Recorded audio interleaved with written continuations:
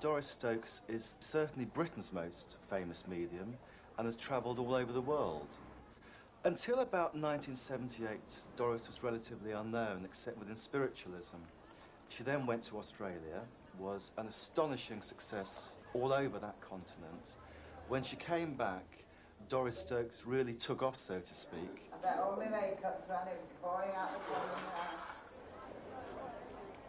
Spiritualists say the dead do survive, but it is correct to contact the so-called dead. I point out, we can't bring the dead back. The dead come back because they want to come back. They come back because of ties of love and affection. Orthodox clerics cannot give that comfort. All they can do is to tell a grieving couple what was written down in the Bible 2,000 years ago. A medium like Doris, on the other hand, can say to a couple, don't worry, your child is alive. Come and sit with me, and I will try and prove your child is still alive in the spirit world. She actually brought my son, who died, to me, and she really was phenomenal. Every single thing she did and every single thing she did for me was just absolutely wonderful. As far as I was concerned, my son had died, and that was the end. And she showed me that there was another life and there is another world, and it was, for me, the comfort was indescribable. Will you please give a very, very warm welcome to Doris Stokes, the lady with voices in her ear.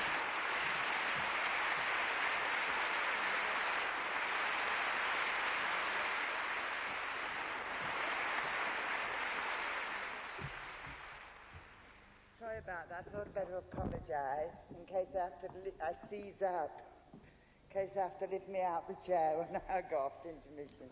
Hello everyone, how are you?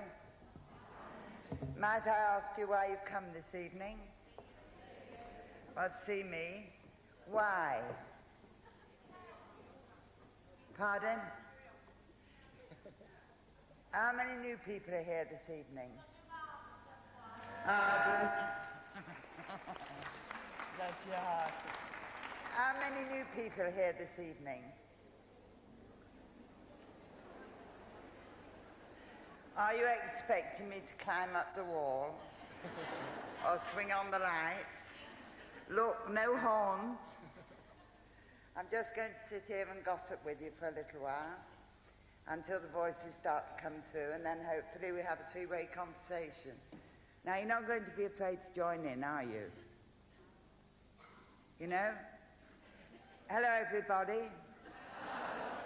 That's better. You know, when you go up north, you get such a roar, and I've had to teach the Southerners not to be afraid of me, to learn to mix in, but can't you tell we're down in the East End? Because nobody's afraid to open their mouths and say, hi, Doris, because that's what it's all about. Now, wait a minute, love. I've got, I tried to tune in. I want to be 1, 2, 3, 4. Somewhere in the back, middle of the auditorium, towards the back. Have I got somebody there that knows the surname of Rogers? Here we are, love. Could you come down so I can see you, love? Hello, my love. Do you know the surname of Rogers, love? Yes. Spirit side. Oh, I forgot to tell you. When I'm doing this, it means our side of life. Thumb over my shoulder means spirit side. Until we get started, love, it's anybody's guess. Because all the voices come in at once. You're a bit nervous of me, love? Slightly. Don't be afraid, love. I've got a man here that went over quickly with a heart attack, love. Not exactly heart attack. Pardon? Cancer. Let me hear your voice, love. Cancer. Oh, it's in his lungs, is it? Yeah. Well, glands. I thought it was a heart attack. It did have a heart attack at the end, he tells me. But my chest hurt me very badly. Don't worry about it, love. Where does the Rogers fit in? You're not Rogers, are you? No. His name is Rogers? Yeah. Yeah, I thought you were right, love, when I said spirit side. You see, when I go like this, love, it means the name I'm talking to is Mr. Rogers' spirit side. Who's Bill? Living. She's having to think. She's very young, love. Try and stick to the family. Who's Joan? It isn't, darling, it's John. You know, because the light's very, and he's very weak. Who's Tony? Doesn't mean the things he does it. A person like Doris Stokes has to attune herself by raising her consciousness. Also, the cooperation of the spirit communicators who lower their, shall I say, frequency, for want of a better word. They lower their frequency. The medium increases her sensitivity, so the two unite, and we do get a form of communication. That's why communication between spirit person and physical person is always a very difficult process. Sometimes it's clearer than others, and sometimes, and I can get the different accents. It's like being a telephone exchange. Sometimes I get the lines crossed and then I get an awful mess. And then that's when you hear me say, I've made a right pig's ear of that one. Clear the wires and let me start again. But if it's right, then they'll keep giving it to me. I still keep hearing the same message. So then I have to work at it until I finally got it right. The little girl lives near the Green Man. Now let's separate that vibration if we can. Do you know Mary, love? No, the lady I'm talking to here. Do you know Mary's spirit side, love? Yes. Now hold it. I know Mary, yeah. And Tony belongs in the family too. Yeah, on the spirit side, yeah. Tony went quickly. Yes, he did. He was a very young boy. Yes, he was. Now Tony's talking about a pub called the Green Man. It probably was. He knew a few pubs, yeah. It's all right, Tony. Yes. Lovey, was his neck broken? Pardon? Was his neck broken? Well, he had head injuries with a motorbike accident. Yes. My head and my neck Yeah. seemed to got it. I didn't like to ask No. him, you know. It just, as it comes in close, I feel the impact. He said, yes, I never went home again, darling. No, he didn't. I was on my way home and I never That's got right, there. yes. Is he the baby, darling? He was, did you say? No, is he the baby of the family? Yes, my young brother, yeah. Because he said, I'm the baby, you That's know, Doris. right. I was very Yeah. spoiled and Yes, he was. thought a lot of, I was the baby, she's my big sister.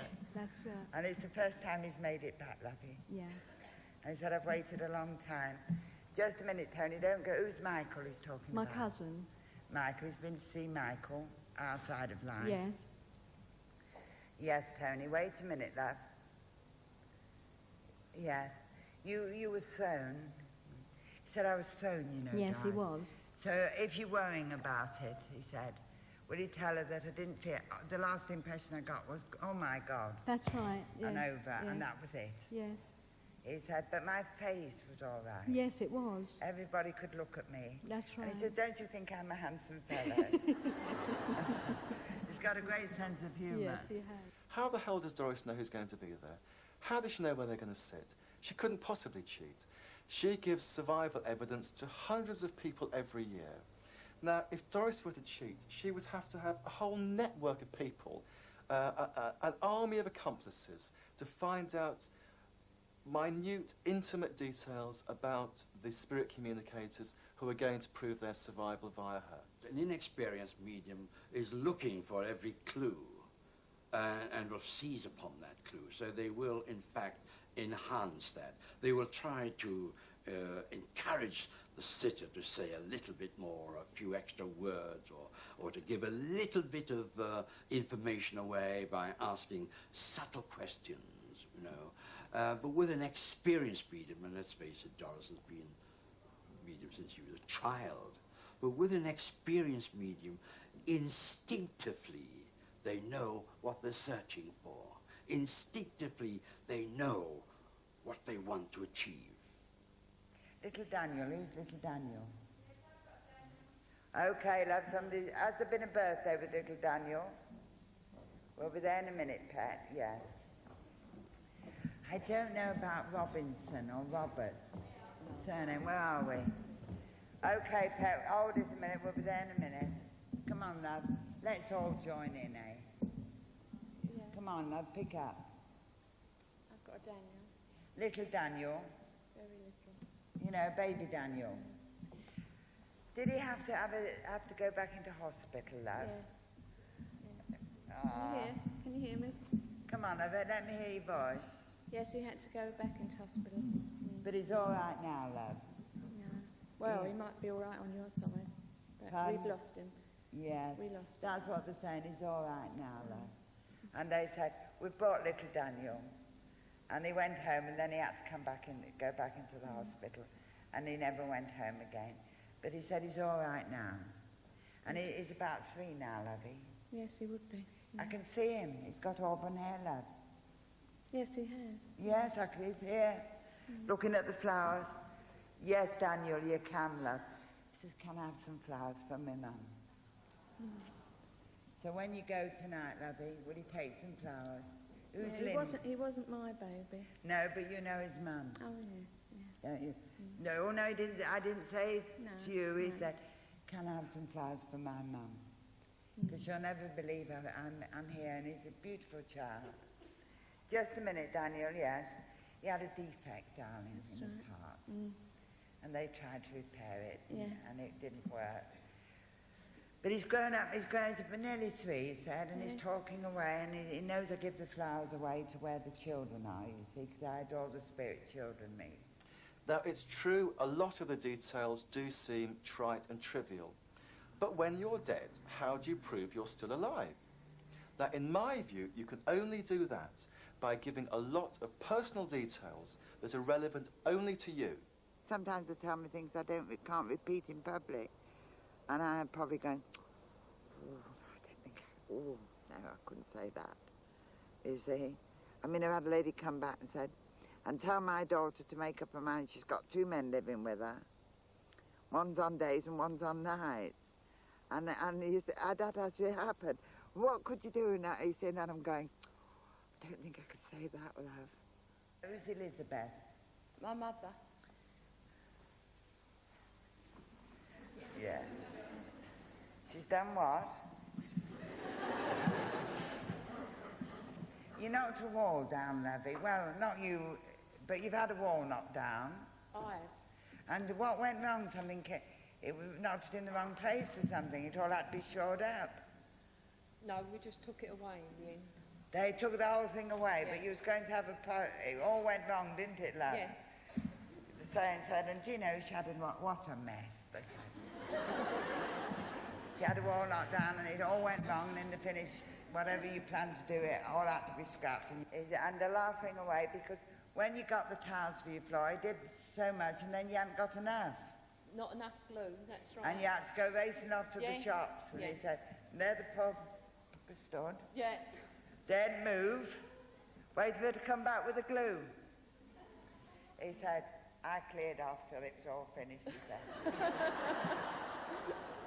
It normally did. But you know, love, it's only just, it may sound trivia, but you've never seen me in your life before, have you, love? You? Yes. I have seen you once before. But I never worked with you No, before. no, never. And I've never spoken to you before, have No. I? So I couldn't possibly know No. all the things about the wall coming down unless they were actually telling me. So you've got to know that they're living somewhere for them to tell me these things. Yeah. And I remember so vividly when I was a young medium, I wanted to make a big impression, you see. I used to think I was marvellous. Can you believe that? People told me I was marvellous, and I believed I was. I was great Doris Stokes, the medium. But I used to sometimes lose contact, and everything would go off. I'd stand there, and I didn't know what to do. So one day I asked a top medium from London, and he told me to jot pieces down that I heard around the place. And he said, and if you lose contact, you just throw a bit out, you see. So I went in the loo, and I scribbled some bits down and put it in my hymn book, and went on. I was going great guns, and suddenly, woof, everything went off. So nothing dawned. I opened the hymn book, and the paper had gone. It just disappeared, just gone. And I thought, oh, dear, dear. So with nothing daunted, I started to make up. And I got myself into an awful mess. Oh, dear. But the next big show, I did it again. And never, ever before my God, I've never cheated or tried to pull anything since. Hello, my love. Hello. I'd just like to know that if you state before you die that you'd like to donate certain parts of your body, and when you die they remove these parts, when you get into the spirit world, does it affect you? Well, I hope not, love. I've had so many parts cut off, I've hope we've got them all labelled. No, honestly, that's joking. No, love. Everything is complete. So don't worry about that, lovey. Mind, I don't mind it. I've signed all my bits and pieces, what I've got left, away. Whether it be any good to anybody, I sincerely hope so, love. And I wish everybody here tonight, especially the youngsters, would carry a kidney donor card and a card for their eyes, because it is important. Give somebody else a chance. Next point, put to Doris, please. Is the concept of time on the other side the same as we understand it here? Well, it is when we first go, dear, because we're the same people as when we go over. So we have morning, afternoon and evening, and it takes us a little while to adjust. But what happens to this 6-year-old child who continues to grow? Oh, 40, no, they 50? have to go to school, dear. They're not very happy about that. There's nurseries for the babies. There's schools for the children. There's schools for the young adults. There's halls of learning for people like me, and halls of music. There's even a waiting place for the babies that go back before they're born, and the babies that are sent back that's aborted. And they're kept in little capsules till they're full term. Then they're born into the spirit world, and the spirit mother takes charge of them. And they're brought back to their natural parents here. The spirit world simply interpenetrates our own physical world. But because the frequency of the etheric world is so high, we cannot register it with our physical senses or our physical touch. Therefore, the spirit world or etheric world does not interfere with our physical world. So that is where the spirit world is. It actually interpenetrates our own physical world. I've got a lady here that had a cerebral hemorrhage, love, a stroke. Yes. Oh. You know, no, it's Rachel and Rebecca, and I think it's your mum. Yes. She said, it's me, dear. She said, I didn't quite know how to do it. All she could think about was Rachel and Rebecca. She adored those kids, didn't she? Yeah, well, she never actually saw them in this life. She adores them, love, she does. And she said, I just wanted her to know that I know Rachel and Rebecca. And she said, she's heard you saying, if only my mum could see them. If only mum could see our lovely grandchildren. Well, I've come back to tell you I do know them. I've watched them born, and I've watched them grow up. And I'm watching them grow up. Yes, darling, I do. Who's Andrew? I still keep getting this Andrew. It doesn't mean a thing to anybody. Andrew's spirit side, love. Yes, I've just been talking to you downstairs. Wait a minute. Oh, the wanted proof. All right, keep listening, love, because I pop little bits and pieces in. Just a minute, darling. I'm not sure about that. Something to do with nursing or hospitals or something. Yes, I'm a nurse. Oh, that's it. Now we're getting somewhere. Come on. She's not quite sure of me at all, lovey. It's a short name, only 3 letters. She's given me that. Ada, Ivy, Amy, Eva. Only 3, it's not, it's May, and it's the lady in red the light's gone over. Somebody called May, spirit side, lovey. Oh, no. Yes, I have got somebody in the spirit world, May. She said, no, the light's gone over. I just want, they're all popping in and out. But have you tried to work on 5 telephone lines at once? Michael? Well, that's what I was doing. And towards the end of the evening, don't forget those people that paid £5 a ticket. And towards the end of the evening, I opened the doors and let everybody come in from the spirit world that's willing to come in. If it's only a little bit, just a name, a bit of a birthday message or something. And that's what was happening. But if you call that fishing, so be it then, I was fishing. I've never heard it called that before. Who's Frank? Or Francis? Living? Sorry, it isn't. It's Fred's spirit side. Doesn't belong. Belong to the lady in the red, just behind. You know Fred's spirit side, lovey. She doesn't know you, Frederick. Come on, love. Are you wearing red, love? Is she wearing red? Yeah, it says she's wearing red. That's it. Come on, Fred's daughter. Let's be having you. Sorry, love. I thought you were wearing red. Yeah. Hello, love. He wasn't going... Pardon? So I spoke to you earlier on about my mum. And now you said my father, Fred.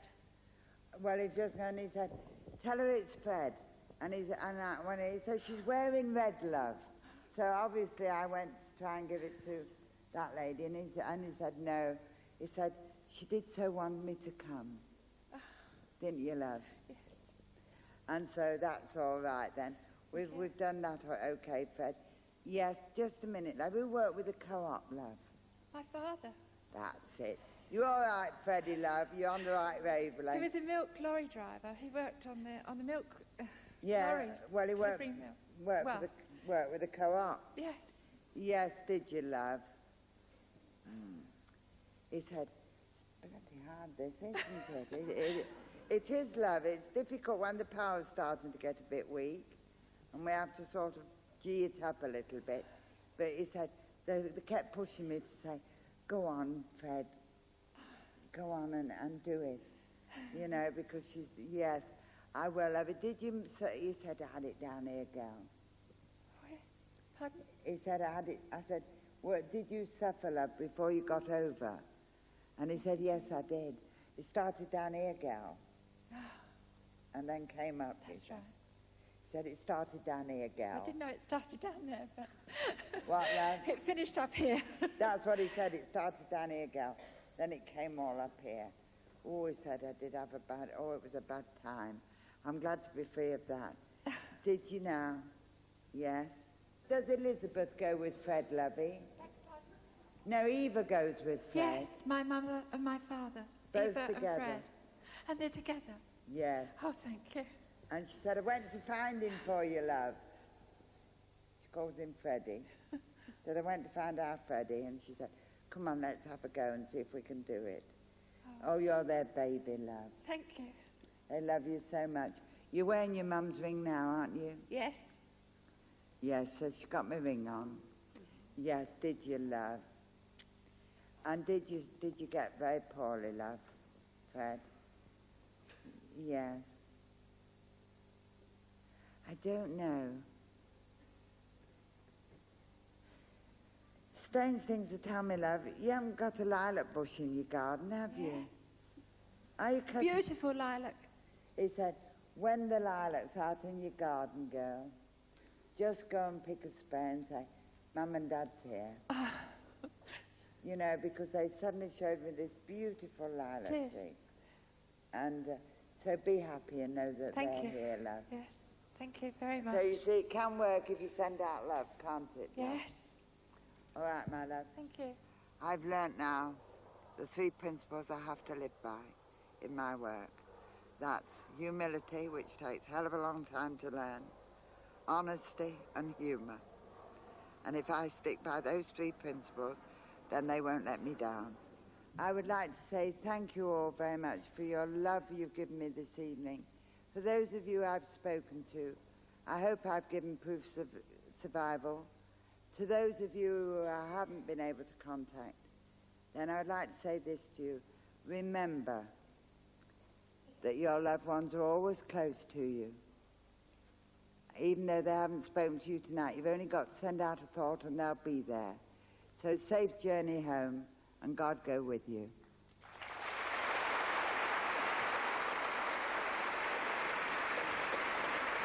Ladies and gentlemen, there's just one more person Doris would like you to meet. Will you please give a very warm welcome to Doris's husband, John. John Stokes. I don't know whether she fell over my feet, stuck her foot out, or whether I fell over hers. It's a saying about clumsy sergeants. and I was with another girl actually, a mate of mine, and I said, "You go on." And Doris was dressed in Air Force uniform, you know, wartime. As a young medium, she was under there. And once she got her wings, we had to wait until Terry had grown up, I suppose. And then she started touring the Midlands, and then up in Lancashire. And people started to get to know her. I've served my apprenticeship. I've trudged all over the country, knee-deep in snow. I had to catch 3 buses to get home. Got home at midnight. I've been so physically exhausted. I've stood in front of the fire and John's had to bring me a pail and I've vomited for 2 and 6 pence. And that included your bus fares. So you have to see, we've served our apprenticeship. The mediums that have got names today. We just didn't come out and suddenly appear, you know, like we've certainly served our apprenticeship the hard way. You remember who this is, Michaela? Romanov. My I'm not guide. quite sure. He's my guide. Your guide, of And without course, Romanov, yes. I wouldn't be able to have this Oh, it's wonderful. mobile Doris, home. yes. It should be Romanov, but Terry had it Yes. carved for me and he put It's Romanov. beautiful, Doris. But without It him, really I is. wouldn't have this place. Well, you do a lot for him. He does something for you. But Yes, I without suppose you, it's I mean, he two-way couldn't thing. come through to this world, could he? No. I've got money in the bank for the first time in my life. I earned this in Australia, but I worked hard for it. But basically, money is secondary importance to me, thank God. I mean, I give to charity. I haven't got as much as, according to people, that I should have, the work I've done. You see, my psychic guide says to us, do your best, you cannot do better than your best. Here's Minnie. And this is the whole way Here's Minnie. There is Minnie, I know she's there. She's always here. Minnie the mongoose, look, Yes. John. Can you see Oh, her? I forget, John doesn't She's see. just here.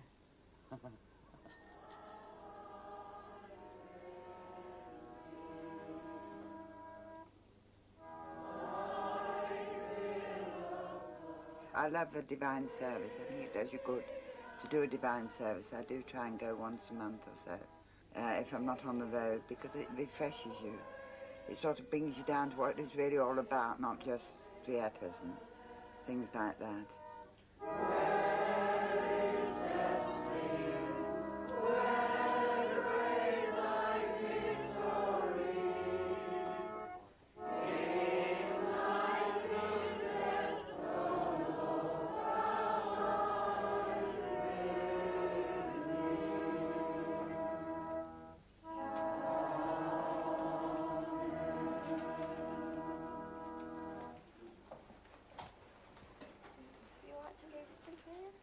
Pardon? Lead us in prayer, dear. Would you like to? I don't mind. No, I'd like you to. Would you like, shall we join together in prayer, friends? O great divine Spirit, creator of all life, and yet very dear Father and friend of each one of us here present, we ask thy blessing. We ask thy blessing upon this church and all its members. We ask thy blessing upon the sick and the suffering. Forgive us our debts, dear God, and give us the grace to forgive our debtors. We have promised to do our best for you, and in return you have promised, if we come to you as a little child, you, our dear Father, will answer, if it be to our good. God bless you. Amen. I'd like to talk about death. To me, death is a great adventure we've got to look forward to. There's no darkness to be feared. And isn't it wonderful that God not only loves us enough to give us life after death, but He's made it possible for our loved ones to come back and talk to us. And I know, with beyond absolute doubt, with certainty, you can't die for the life of you. That is a fact. Don't tell me it's not true, because I know it is. I've been there. I've died and come back. So I know what it's like even to die and nothing to be afraid of at all. Most wonderful sound. All your pain goes away. You're going feet first. Spiral of lovely colours. There's a light at the end, and you know when you reach in that to get that, and your spirit people but your loved ones are going backwards in front of you. So there's nothing to be afraid of at all. Nothing to be afraid of at all in dying. Something because he lost his brother last year, and I wanted him to come to do to show him that his brother is still with him. Doris puts you at ease as well when she He was says frightened about to spirits. approach the spirit. I was very frightened of spirits, but now I'm You not see, frightened now. I've he has read a bit in a book. I've read some of the books that Doris has written, yeah. So I thought I'd come up and see. And I really do believe now.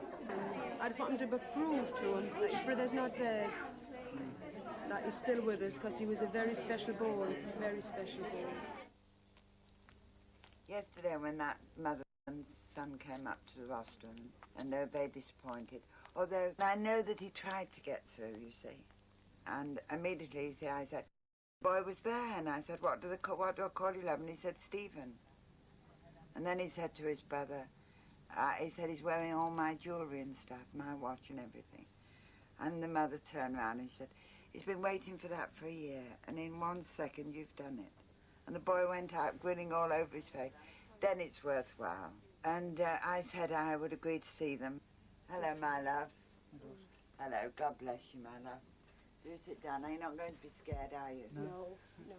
Were you happy yesterday? Yeah, really was. You know? Brought a lot of comfort, yes. Just that little bit yesterday. Yeah. Yes. But there was a great deal of mystery and confusion around him, love. Yes. But he wasn't killed, love, in a road accident or anything like that. No. I didn't get that. I didn't feel as I was thrown or something hit me. I think he said he was found. I found him. On the bed. No, on the floor. Well, it was in his room. Yes. And he said, I said, did you go out and not come back? He said, no, I was at home, I was found. Yes, I found him. Oh, you poor soul. Stephen, I know this is a bit quick, love, but you take your time and sort of, yes. Who's Gary?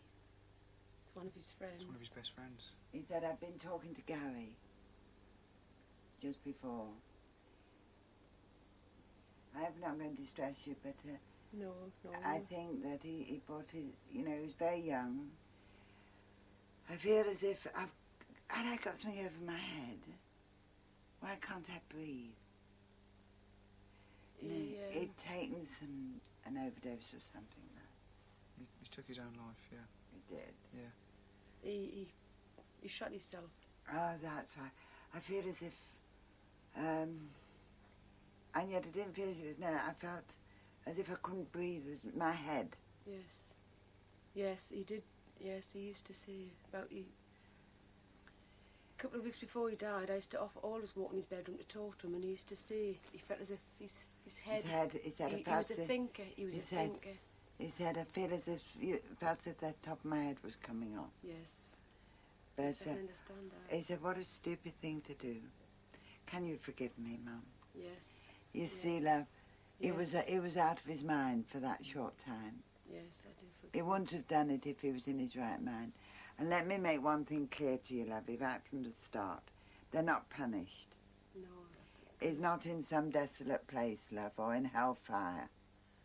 Because he was sick in the mind. Yes. Who's Joan? Yes, he always used. I'm Joan. Oh, that's it. That's what I'm I'm waiting Joan. for. Thank you. He said, tell our Joni. He goes, Oh. our Joni. He said, I really got it into my head that I had something the matter with my head. Yes. And he used to, if things didn't go right, he was a very sensitive boy. He was very, very Things sensitive. he used to look in at his head. He could gone out and yelled and shouted. It would have been a great help to him, but he couldn't. Yes. He used to brood on things. Yes, he did. Yes. And I bet when he was not in his moody periods, he'd He be the was most lovely. loving, affectionate was. boys you could wish me. Give you the earth. He was. To me, God's special children are always like this. But he said, Yes. and he plays the guitar Oh. over there. Oh. He always wanted to play the guitar. That's He right. used to stand in front of the mirror for Yes, hours. he just stand in front of the mirror with the guitar. He said, well, I can play the thing now. So there. They've taught me properly over here. But he said, you know, I used to try and play the guitar. Yeah, he did. And he said, well, I can play the guitar properly now. So, Oh. so don't worry about him there, lovey. He's okay. Somebody called Clark. the name of Clark he's talking about? Oh, yes, grandparents. He's met the Clark family over there. Then there's somebody called Mary. That's my mum. She's arrived. Yes.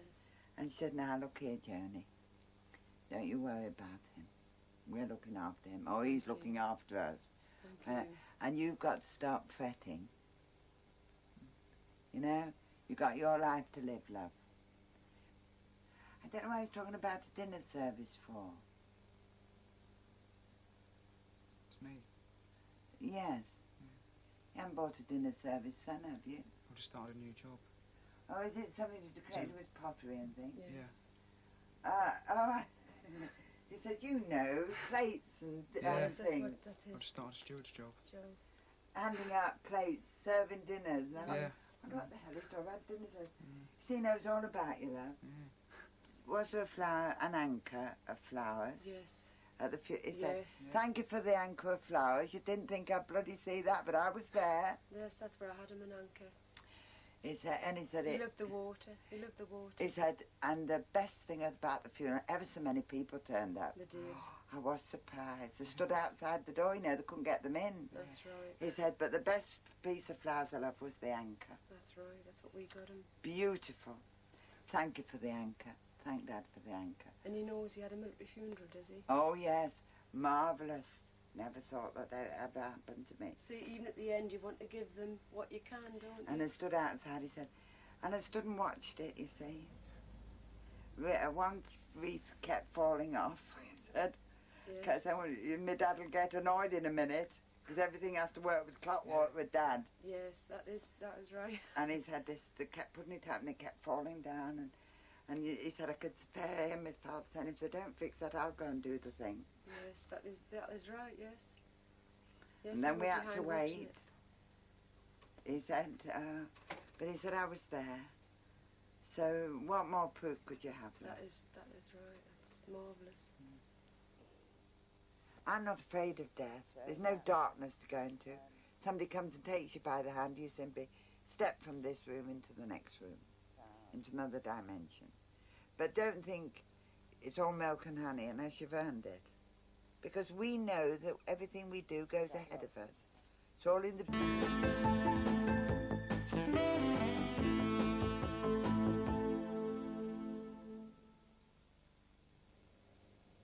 There is this healing energy involved.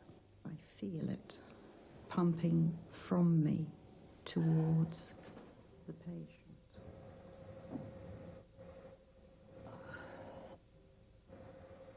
I feel as though I'm being pressed into the carpet. Spiritual healers believe that they have access to a curious energy that science and medicine cannot measure, but that they claim they are nonetheless channeling in some way. And this then awakens their patients' self-healing abilities. Whatever that energy system might be, if it exists at all, it always seems to involve the use of the healer's hands around the patient's body, though not necessarily touch.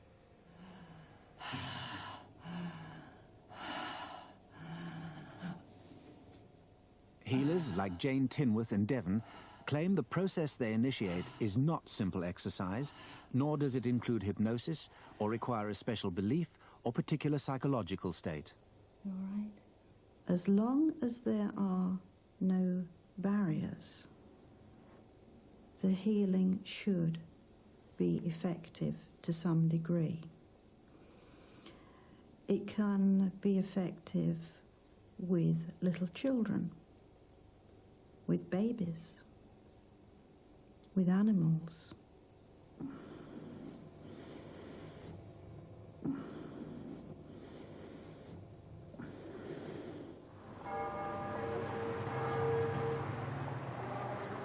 There are common elements in the healing tradition around the world.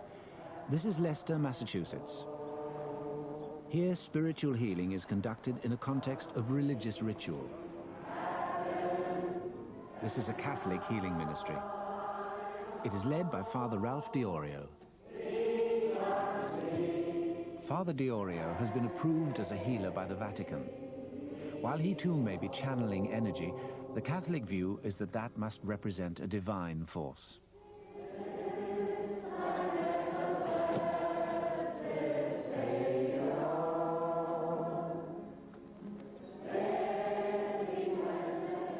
skeptical view is that such events play on the susceptibilities of individuals. So a priest's approach can have a special meaning for someone, and its effect may be self-imposed. Faith, after all, expresses itself in different ways in each individual.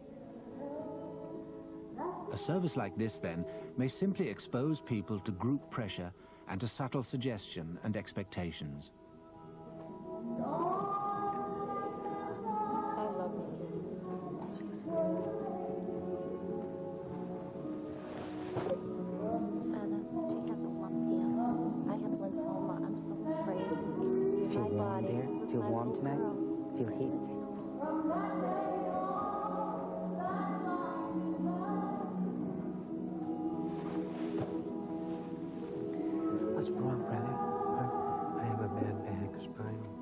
The faithful believe that the priest's touch will lead to the healing of whatever woe or ill each one brings. Bill Cormier has suffered from multiple sclerosis for 15 years. The last 7 have grown gradually more difficult with no remissions. His walking, for instance, is reduced to a shuffle. This is his first experience ever of being slain in the spirit by Father Diorio. Antoinette Worth's first experience of being slain by Father Diorio had results that astonished her and have made her a convinced follower here. She suffered from a neuromuscular disease, myasthenia gravis, for 11 years until she received Father Diorio's ministry. Antoinette had been treated by some of the best specialists, and yet even on regular 3-hour doses of special drugs, she was crippled with weakness and was deteriorating. Her specialist presumably regarded her instant and complete recovery as something of a miracle.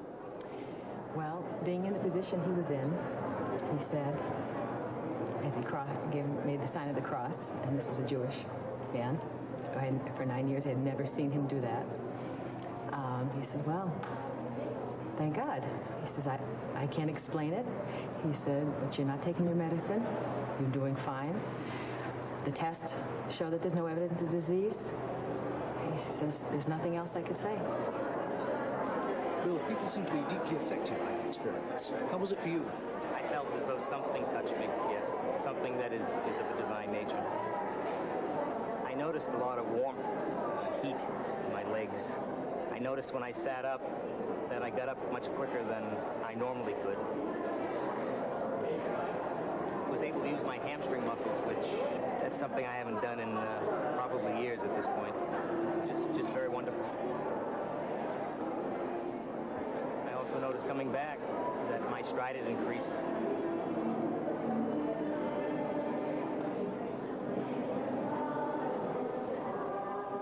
Bill Cormier's experience has not cured him, even if he feels some improvement. Indeed, it could be said that the ritual pursued here raises false hope in vulnerable people. After all, there are many diseases whose course is temporarily affected by various psychological influences. Could that have been what was going on for Bill? I don't know. All I know is that I came here looking for the grace of God, and I feel as though I found it. I don't know what else might have taken place, but it was a good experience, a very good experience.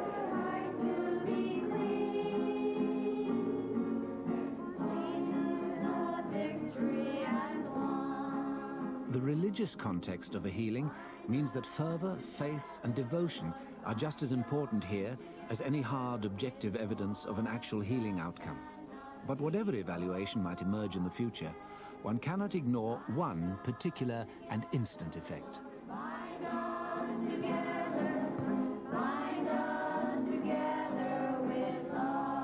Someone hold this, please.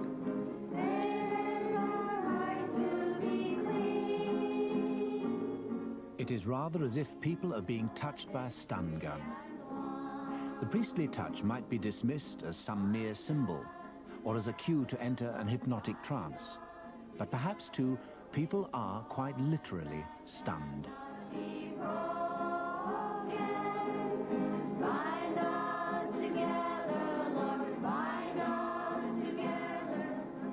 Could there be an explanation here of a physical or of a biological nature? Could it be, after all, that people have received in the priestly touch an unknown or undefined electrical charge?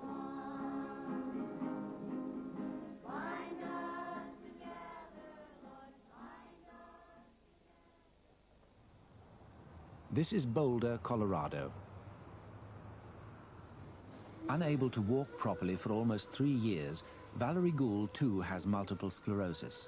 Her leg muscles have not yet wasted, but they're not being activated by the electrical stimulation her nervous system should provide. This is her first visit to a spiritual healer, Joseph Elgazar. He was an experienced physical therapist in a hospital in Israel till he discovered he had an unusual calling. Your problem, please.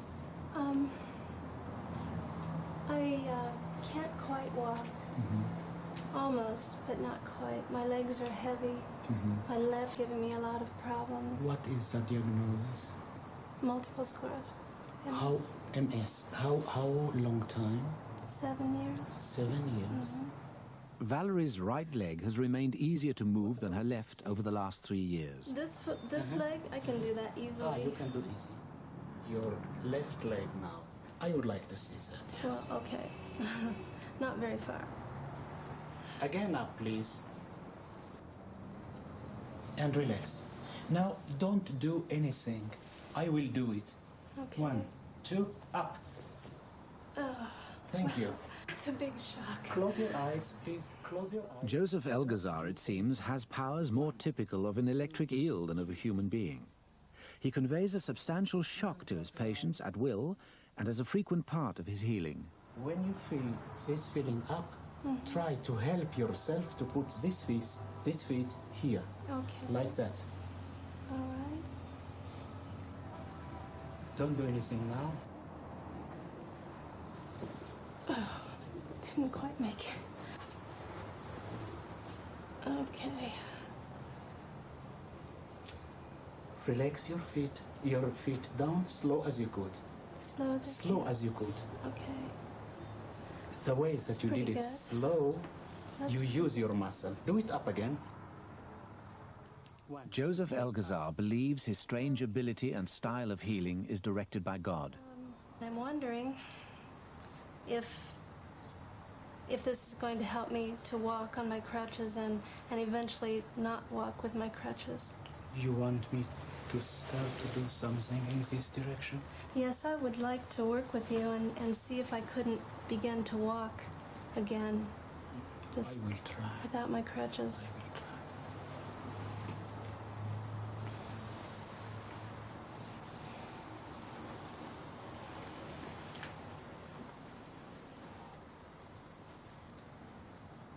Oh, what?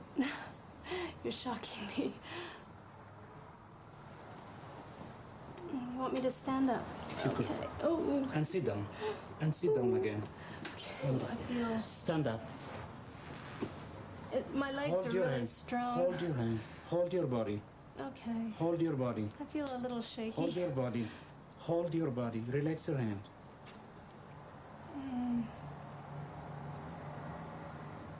And sit down. Okay.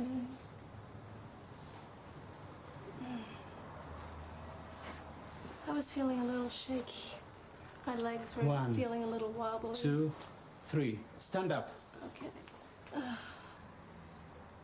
That was Hold your better. body. That was what? That was better. Are It you feels sure? a little less shaky.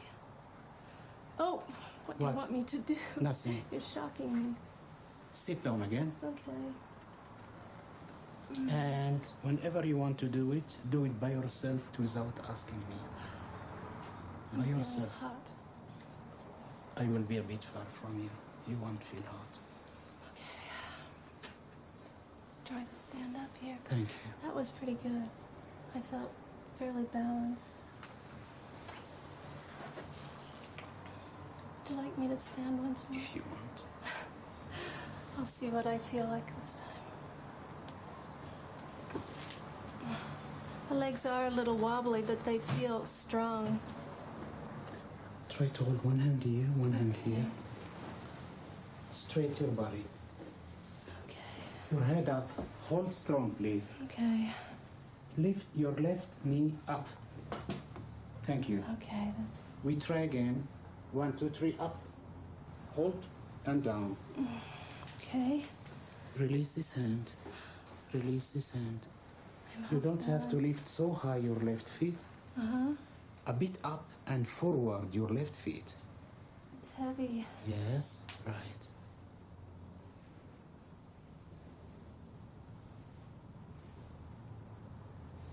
Push my hands with your hands. Okay. Stand up. Hold. Oh, okay. I need to balance. Hold up. Hold by yourself. Feeling a little shaky. That's better than before. Till the chair. Push my hand down and walk. Okay. To the chair. Okay.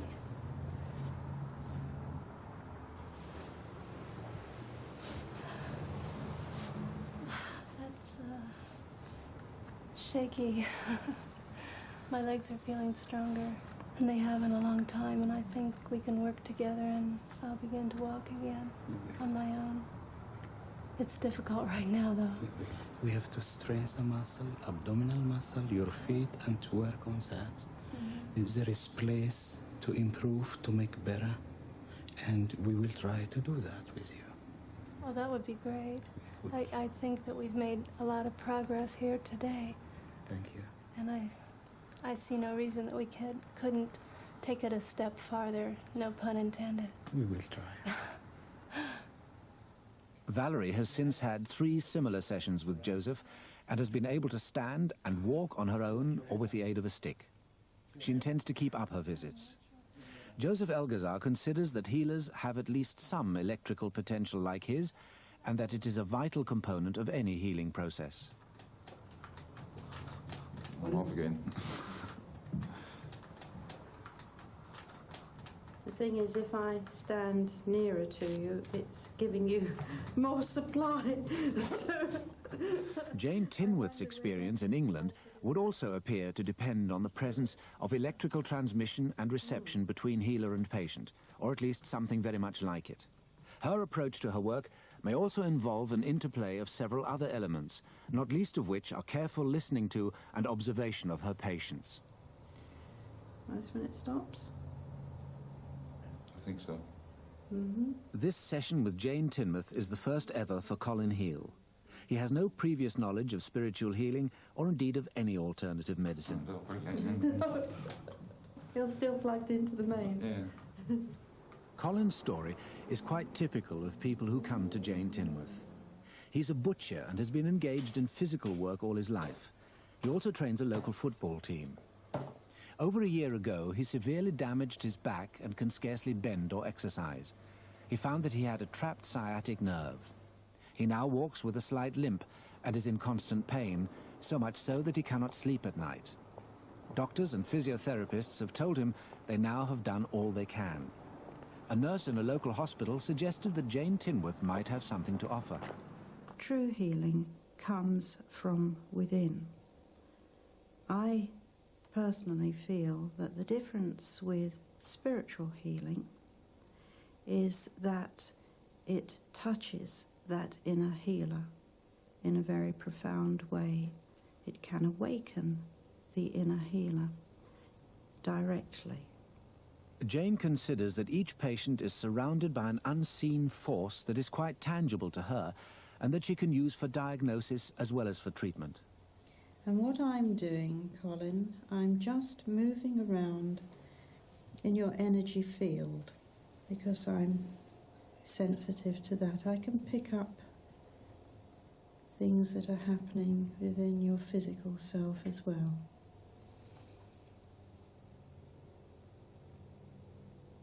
The fact that a measurement for this energy has not yet been found doesn't mean that it doesn't exist.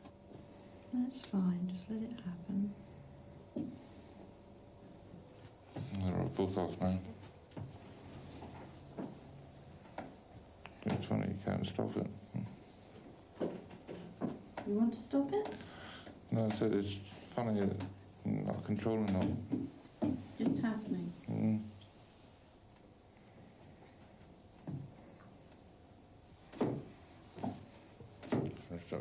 as well.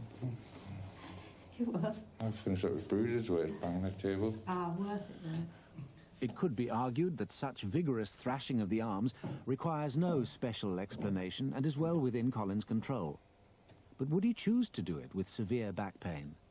And his movements do seem to follow whatever it is Jane is doing behind him, even though he cannot see her. Jane Tinworth's technique is to work her hand through the alleged energy field and have the body respond spontaneously, without the patient having any control of the process. She is apparently awakening the inner healer.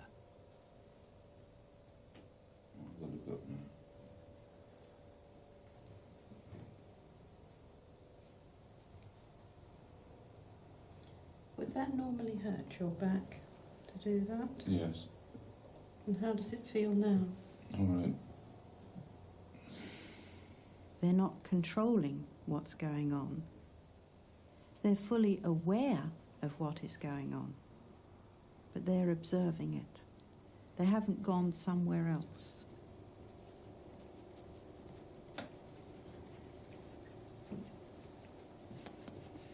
Colin's movements are growing increasingly odd, given that he normally tries to protect himself from any strain or pressure. I can't lower my legs yet. I assure you they do release eventually. Yeah. I think there is a feeling when you're going through the experience of trust. You know inwardly on some level that whatever is happening feels right.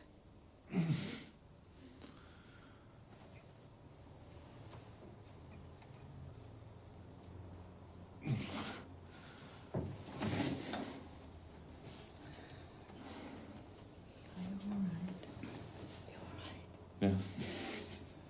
Is that very painful? No, it wasn't too bad. Not now. Not now it's stopped. No. I can sit in the chair now, whereas I couldn't before. I had to sit to one side. Where I can sit upright now. And, you know, I can stand up and walk properly now, which I couldn't do before. Colin has had a series of manipulations that are unusual and apparently not controlled by him, and he is feeling substantially better. But is this a way to permanently manage a chronic back problem? Any pain? No. Colin has since had 5 sessions of a similar nature. He's now fully active at work and back training his football team daily. He also sleeps through the night without pain. Feel that moving easily? Yeah. So perhaps healing can be effective. But what is that energy then that Jane Tinworth is working with? The nature of that energy, I can only tell you what I believe. I believe it's a universal force. I believe that it transcends time and space. I believe that it is motivated by thought. So there is a deep, if esoteric, undercurrent to what Jane thinks is involved in healing. The claim that it is thought-driven is widespread. In Denver, at the University of Colorado Health Sciences Center, the practice of spiritual healing is being explored.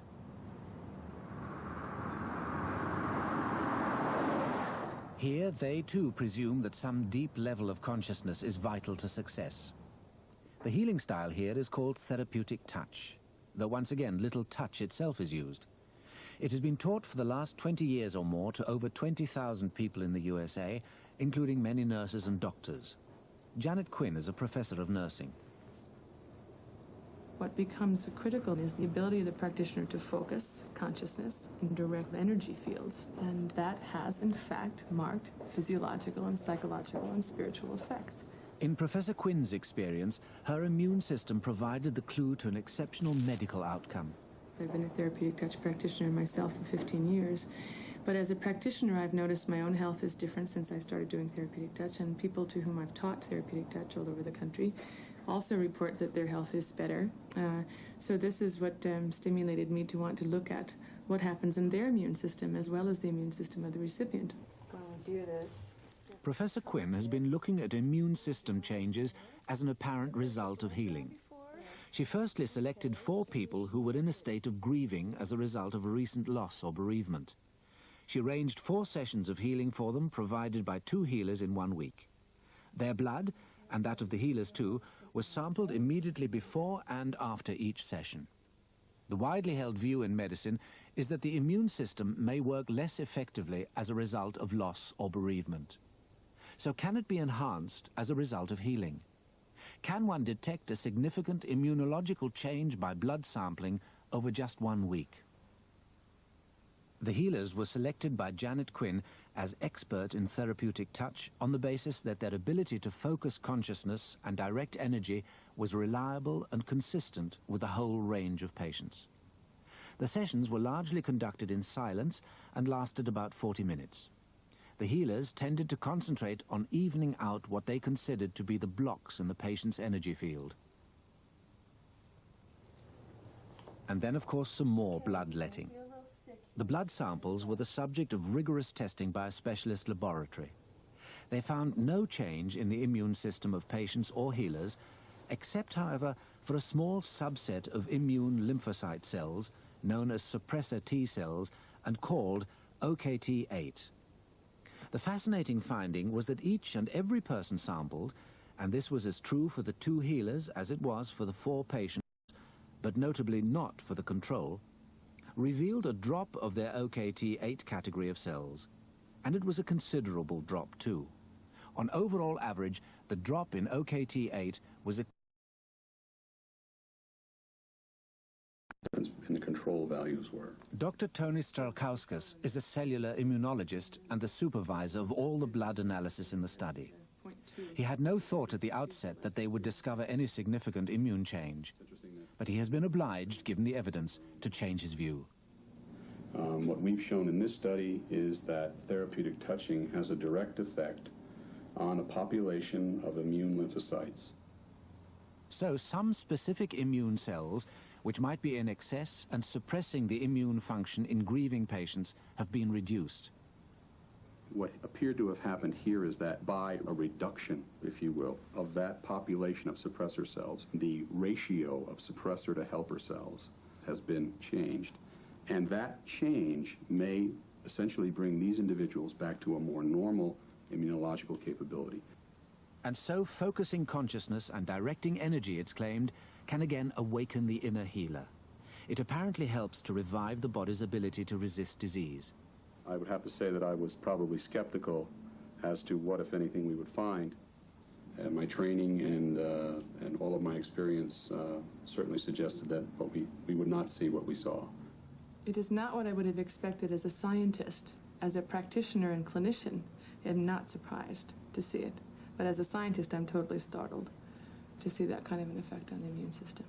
But if there is such an effect taking place, could the cause be something other than the healing energy that it is claimed is at work? What about the kindness, attention, and regard for the patient? Is that not going to subtly persuade patients to simply believe that it is going to work? Such belief is powerful and effective in itself and well known in medicine, and can be induced by lots of techniques. Jane Tinworth. There is something which transcends the patient's belief system. And that, I think, is the main component of healing.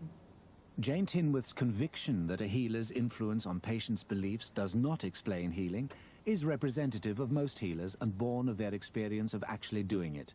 But assertion is not evidence. In a quiet suburb of Northern California, an intriguing attempt is emerging to answer that criticism and provide evidence that healing is indeed more than a process of suggestion and suggestibility. This man, and another 45 volunteers like him, is taking part in a research project devised by psychologist and lawyer Dr. Daniel Worth that is apparently about a new photographic technique. Worth has persuaded his project manager and the other volunteers that he is testing a prototype camera sealed off in a separate room. Each volunteer has received an 8mm wide skin wound in his upper arm by a physician at the start of the study. This house has been entirely given over to the alleged need to accommodate the new camera securely. Hi, Will. Nice to see you again. The camera is allegedly capable of measuring energy flow around the body and with greater precision than previous cameras. The specific question is, will that flow concentrate around the new skin opening? So the camera must not be exposed to any influence that might distort its reading of a human arm. Now we're going to put your... Nothing more than an arm is allowed beyond the corridor into the converted room at the end of it. Through the hole, there you go. Wiggle through all the partitions. Okay. There we go. Okay, all the way through. You should feel a table on the other side. Yes, I do. Okay, good. Now, put your arm on the table. Good. Gently relax it. Mm-hmm. Okay, good. I'm going to leave you here for about 5 minutes. It's important that you not move your arm. So just try to relax, and I'll be back for you in 5 minutes. Thank you. Will is now subject to 5 minutes of tedium, after which he will be replaced by another victim. Indeed, 21 people are scheduled through the morning and 23 through the afternoon. Worth's job is simply to confirm that all participants are treated in exactly the same way by the project manager. The stopwatch is started, as is the switch to the electrical camera control in the sealed room. In fact, there is no camera. The participants have all committed themselves to endure this unstimulating experience for 16 consecutive days. 5 minutes elapse, and the assumed remote control camera is now switched off and the present subject dispatched till the next day. Let me help you with your arm here. There you go. How was that? During the lunch break, Dan Worth has ensured the house has been vacated. Miguel is the first member of the afternoon group. Oh, hi, Miguel. Hey, how you doing? Come on in. Nice to see you again. Nice to see you too. The project manager confirms that each participant sits in the same position and then pushes his arm through the several layers of the partition in the porthole without pulling them to one side. They are then unable to see into the adjoining room. Okay, just wiggle it all the way through. During the lunch hour, a healer called Laurie Eaton has been settling in and preparing herself for a run of 23 healings. Her presence is known only to Dr. Worth. Are you going to be comfortable? Yeah, I Great. think so, yeah. Okay, I'll be back in 5 minutes. Good. Thanks. Thank you. The project manager still believes he is throwing a switch to a special type of camera. So the light is simply a silent cue to the healer to start her session. It is imperative to ensure that participants are totally unaware of the presence of a person next door. The healer was instructed to be completely unobtrusive, to conduct her gentle form of healing in as consistent a way as possible through every afternoon. The afternoon group of participants gave no indication at the end of 16 days of such concealed healing of any difference whatsoever in their experience of their 5-minute sessions to that of the morning group. Worth was scrupulous in monitoring that. He was also scrupulous in ensuring that medical experts who examined the progress of his participants' wounds did not know who was in the healed and who was in the unhealed groups. Okay, 5 minutes is up. Great. Let me help you with your arm here. Is Dr. Worth actually claiming that such an experiment can demonstrate any difference in the speed with which the two groups' skin punctures closed up? They were, after all, full-thickness dermal wounds 8 millimeters across, and only 16 days had elapsed. Daniel Worth. Day 16 of the study, we had 13 of the treated group were completely healed. 13 out of 23 of the treated group were completely healed. 10 were well on their way to complete wound healing, compared to the untreated group, where we had no wound healing, no wound closures. In fact, the mean was 0.73 millimeters squared for the treated group on day 16 compared to 2.95 millimeters squared for the untreated or control group. Medical photographs reveal the comparison clearly. This is a control group wound 8 days in. There is still a large open center. This is a healed group arm 8 days into the experiment. There is only a small open center left, and this also compares surprisingly well with the control group wound when it is actually 16 days old. It is closed somewhat, but nowhere near completely, whereas by 16 days the healed group wound is completely closed and has a convincing overall cover. This was so for the healed group and not so for the unhealed group. Yet the healed group had no knowledge of the presence of a healer, or indeed that they were involved in anything to do with healing at all, until the study was over. It's hardly likely that a belief in healing, then, is what made the healing effective. So should we perhaps now take seriously the claim that a healer is redirecting someone's energy by focusing their own consciousness or thought, or in other words, by redirecting energy by sheer willpower? The hallowed Ivy League halls of Princeton University encompass an exceptional voyage of discovery. Could it be that a specific intention we have in mind can actually become part of the physical world outside of us? If so, then our minds would exist outside our bodies.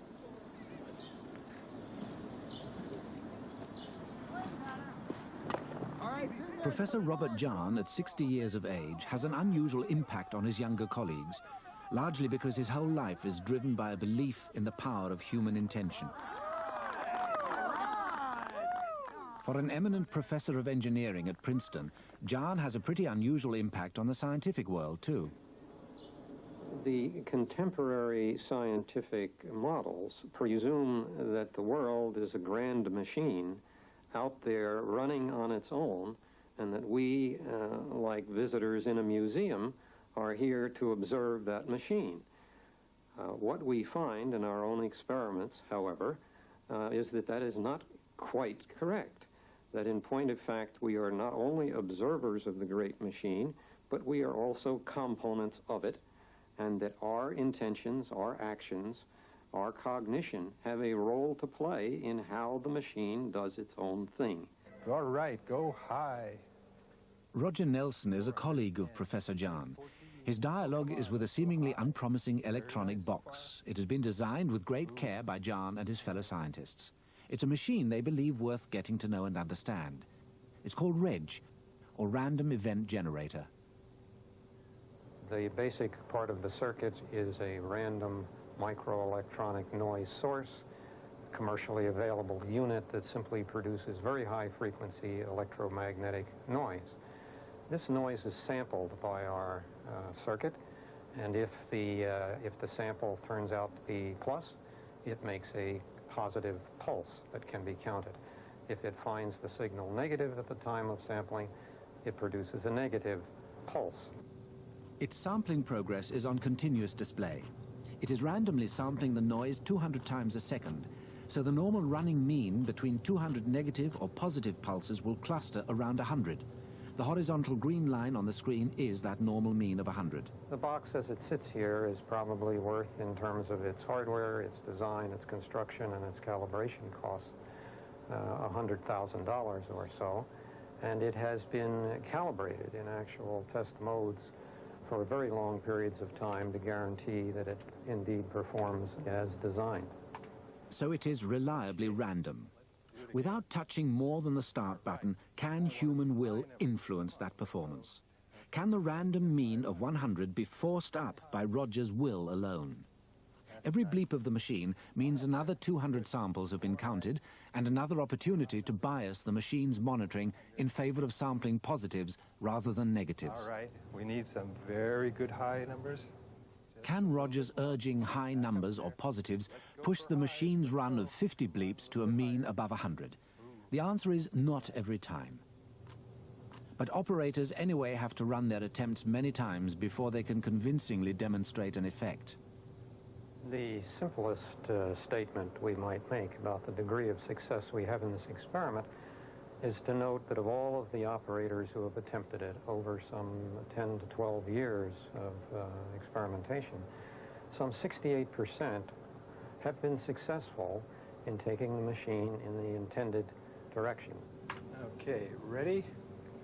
Roger's persistence does produce a payoff some of the time.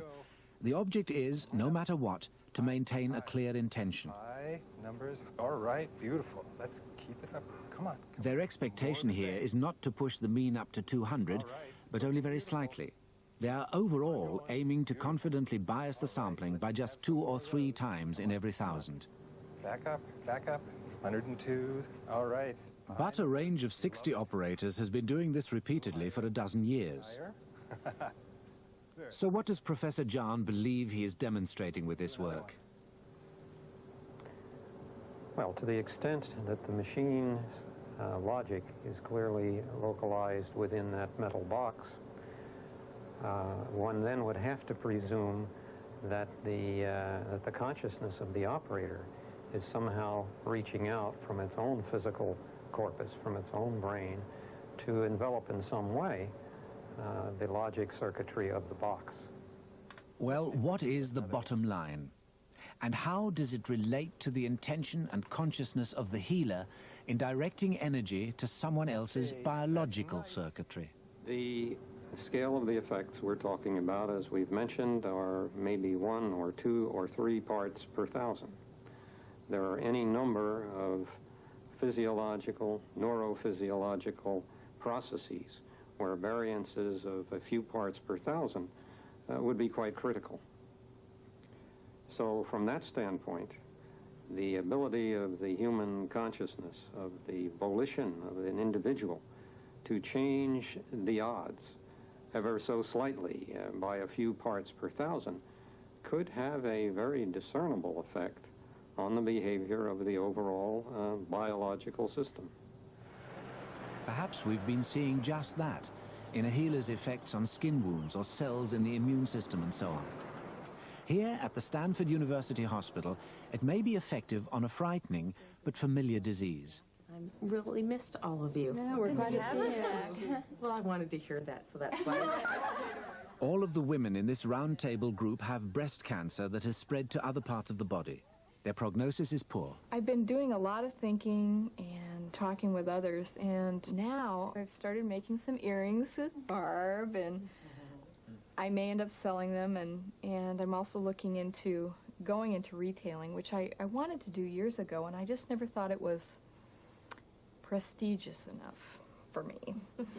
So you're changing some of your beliefs. Well, right. Well, here I was, supposedly in a prestigious position with a great company, Hewlett-Packard, and I'm not happy. So now what do I do? And it was all because I was doing what I thought I should do, not what I really wanted to do. And I listen a lot more to myself now. Despite death being round the corner, these women have been learning their potential happiness depends on developing a clear intention about whatever life they have left. It's really interesting because it's, and we've said this before, it's the very worst thing that can happen to you, and at the same time, it's the very best, because you learn to focus, you learn to wade through what's not important and what is important. I make conscious choices now. Mutual support groups like this were first organized here almost 12 years ago. They were started up by a professor of psychiatry, Dr. David Spiegel. Well, I think many of them would tell you that their lives are actually richer and more meaningful now that they've had the disease, but it's because they have taken a position toward the disease. I think there's a message there, that it is good for patients to take the illness as an occasion to take charge of every part of their life that they can. And I think mobilizing that kind of intention is a way of feeling fully alive. I used to let people intimidate me, and I don't let people intimidate me anymore. If I want to let them know how I feel, I don't care what the adverse reactions are going to be. I'm going to stand up for myself. Sounds like you changed a little bit. I think I did. I also feel a lot more feminine. Even though part of me's been removed, it's sort of how I feel. Uh-huh. Yeah, I sort of say I'm no longer a woman of substance, I'm a woman of substitutes, but it's just kind of... But these women were not encouraged to believe that this group support might influence the course of their cancer or extend their lives, but merely that it might improve their quality of life. Indeed, no New Age technique like visualization was introduced, nor was psychotherapy. So it was perhaps rather unlike the Bristol Cancer Care Centre in England. Originally, 50 women with very severe cancer had been allocated to these groups. Another 36 such women were not, but were monitored as a control group. Many of them reacted with relief at not having to commit 2 hours of every week for a whole year to meetings of no proven benefit. So those of us that have gone through something like this are actually stronger for it because we've... But however inconvenient such meetings may have seemed to everybody at the beginning, they revealed sometime later a remarkable surprise. Professor Spiegel. Well, what we found in the study was that the odds of surviving were substantially enhanced for those women in the treatment group. And what you observe then is that the probabilities of surviving are pretty much the same until 20 months after the study began. And then the control patients tend to die rather rapidly. And by 4 years, all of the control patients have died, while a third of the treatment sample are still alive. And so a large number of them continue to survive for many years, a few of them 10 years after they entered the study. Everybody understands what a year and a half means. And on average, patients in the treatment group lived a year and a half longer than patients in the control sample. The group had seemingly then become a sort of collective healer. It was as if the whole had become more than the sum of its parts and was willing its parts into life. Someone who is not here tonight, who has had a reoccurrence and is in Dr. Spiegel's group, has learned to live each day and make it worthwhile. Because that's all of us have. I mean, there could be a 9.5 earthquake tomorrow, and that would take care of your old age, and mine too, you know?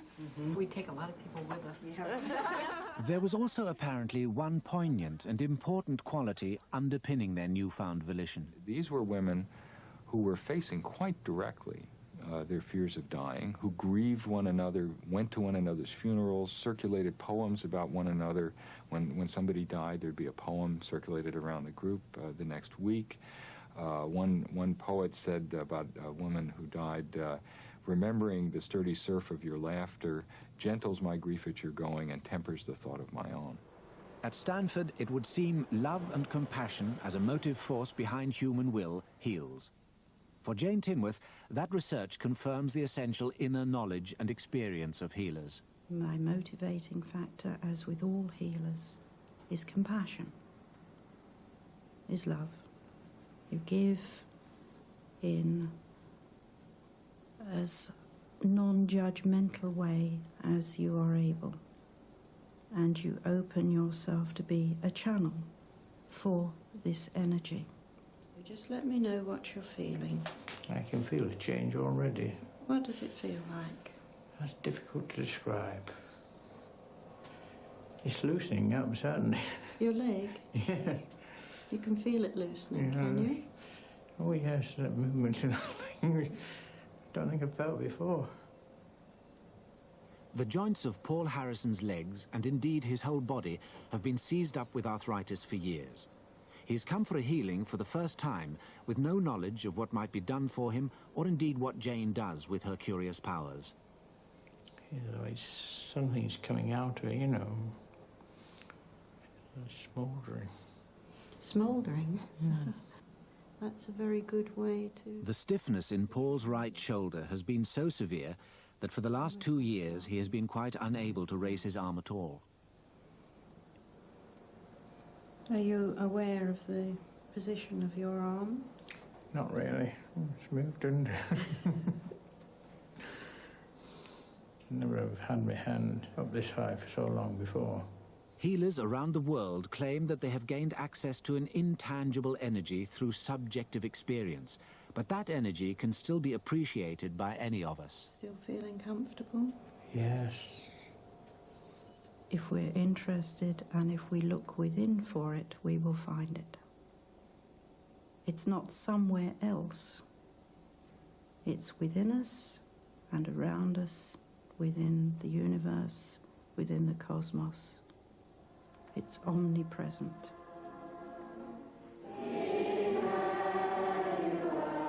In a religious rather than a non-religious setting, omnipresent energy, of course, has to mean God. But even though ritual and theology, and psychology too, are of importance here, it is hard to ignore that non-religious healing techniques also may be present and of value.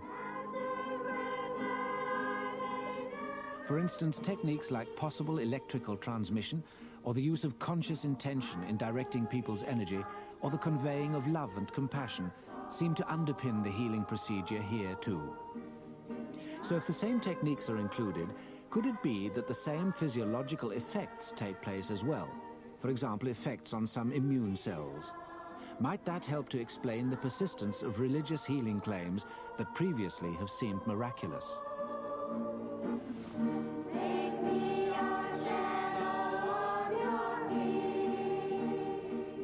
Much more research is clearly called for. Certainly, the healing process itself and its possible value to our physical and even to our emotional health may be worth a reappraisal, rather than the complete rejection it has often received from the conventional world. However weird and wonderful it may appear, it is surely time that science and medicine set about studying it systematically.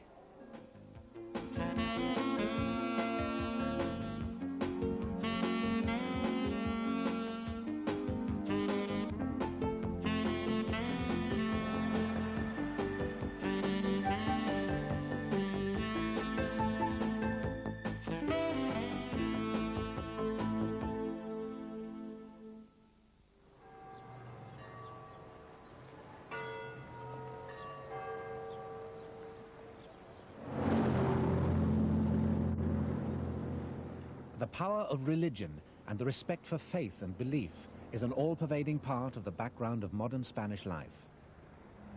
In this private hospital, called the Virgin of the Beautiful Water Meadows, a rather unusual event is about to begin, and it may indicate how modern-day medicine can benefit from the potent influence of a patient's belief. This woman, Senora Mari Magdalene Escudero, is about to undergo a full-scale operation, but without conventional anesthesia, or hypnosis, or any chemical painkiller or acupuncture. The whole operation will be supervised by her brother, Dr. Escudero. He is known to the team, as well as to her, by his Christian name, Angel or Angel.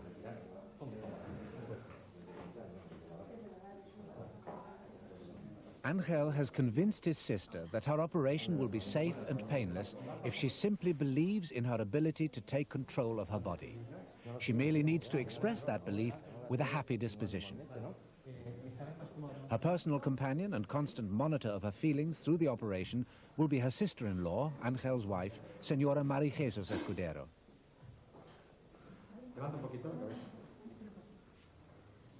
The principal surgeon is not Dr. Escudero, but an orthopedic specialist here in Murcia called Dr. Carlos Clavel. Carlos. ¿Has visto las marcas? Sí. ¿Son correctas? No, la he cambiado ya. Since childhood, Senora Escudero has suffered from a slight bowing of her leg bones. Now, in middle age, that misalignment within is giving her arthritic complications in the knees. The intention today is to break the bones in her leg and then pin them into a straightened position. The surgery itself is conventional. Patients who follow the Escudero approach to anesthesia are often observed by visiting doctors. In this case, Dr. Michael Whiteley, OBE, a British surgeon who has retired to Spain but retains a continuing interest in anesthesia, and Dr. Amalia del Palacio, a research biologist from Madrid. She's also interested in how such patients can possibly achieve anesthesia through willpower alone, if they do. Certainly, Senora Escudero presents no hint of anxiety, let alone panic, that would oblige Dr. Clavel to question whether it was prudent to proceed. Ya, claro. Es tu corazón. Que va a estar cada vez más lento. Con un ritmo. Before any incisions into a leg are made, it is common surgical practice to hold the leg up and, using a rubber bandage, squeeze out much of the blood past the loose tourniquet wrapped around the thigh. Once this is done, the tourniquet can be inflated to maintain the tourniquet's grip on the leg throughout the operation. When you cut the skin, it's just the dry colour of the skin and the yellow fat underneath, and no blood. You can see exactly what you're doing. I see. But the tourniquet's constant tight grip might itself be numbing the leg somewhat, and so reducing sensation in it. Aunque quiera. ¿Y tienes las manos de alguien más puestas? Sí, sí. ¿Y qué sientes al contacto de esas manos? También muy agradable. Muy agradable. ¿Qué sientes cuando te toca ella? ¿Ella? Sí, cuando te coge la mano. No se la coge. ¿Y a ti te gusta que te cojan la mano? Sí, claro. O sea, que ella es como una hermana para ti. No más. Más que tu hermana. Bueno, eso es fantástico de oír. But having a positive attitude is not the only requirement of Angel's psychological form of anesthesia. Perfecto. Saliva líquida. Tú sabes lo que significa eso para conseguir la anestesia psicológica. Tener la boca húmeda y pensar en la anestesia es suficiente para tenerla. Tú lo sabes. Doctors Del Palazzo and Whiteley have been told by Escudero prior to the operation to keep watching the patient's mouth. Saliva is a vital adjunct, in his view, to maintaining her happy disposition. A dry mouth would be, for Escudero, a symptom of fear or potential panic. Puedes observar que la piel está seca y sonrosada. The operation has been underway for the last 5 minutes. A deep incision in the side of the lower leg has been made and an access tunnel prepared to the fibula, the smaller of the two bones below the knee. Tú y yo podemos hablar, no pasa nada, no interferimos. Yo creo que no, que es muy importante que hablemos con ella, entre tú y yo. Por eso te he dicho, tú y yo podemos hablar. Sí. Antes es que... The surgical objective with the fibula is to remove a wedge of it to allow it some flexibility. If it can then be bent without breaking, that will provide leeway for the later alignment of the shin bone or tibia. There are 2 ways of removing the wedge of bone. The first one involves a saw blade vibrated by a drill. Agua no tenemos, ¿verdad? Agua, danos un poquito de suero. Quite apart from the pain sensors in the skin that are still being stimulated by the holding instruments, the sawing is now assaulting the pain sensors in the bone. This would normally be an excruciating experience for anyone.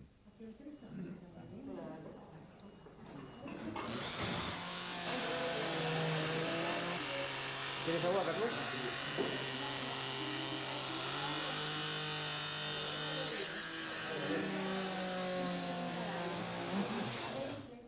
Que el paciente no dice, no se lamenta, no se queja de nada, se siente bien en la mesa de operaciones, no hay reflejo de defensa, cosa muy importante.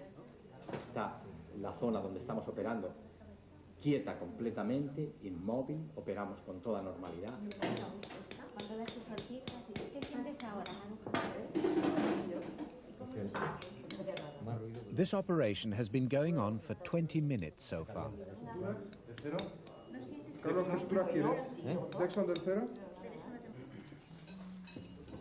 Sabéis que uno de los signos del dolor es la midriasis, la dilatación de la pupila. Aquí no se da. Te has pintado el ojo, ¿eh? Que te veo yo.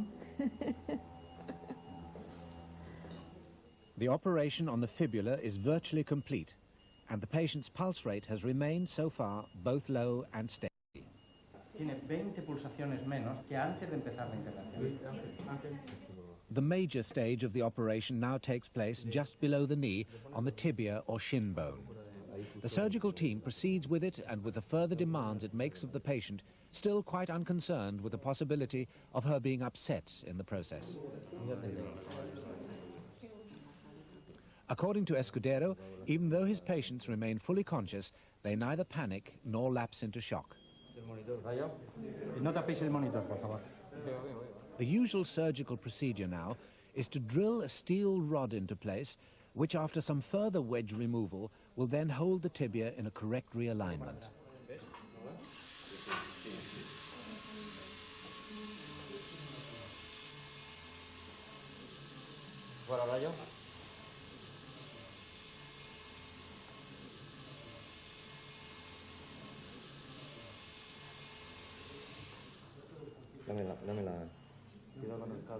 It should be remembered that there is no evidence here of anesthetic or other drugs, or of acupuncture or hypnosis.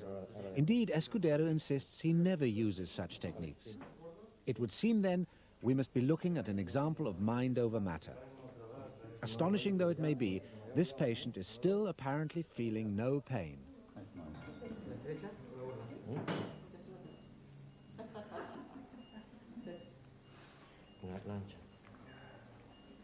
¿La luz? ¿Quieres la luz? Sí.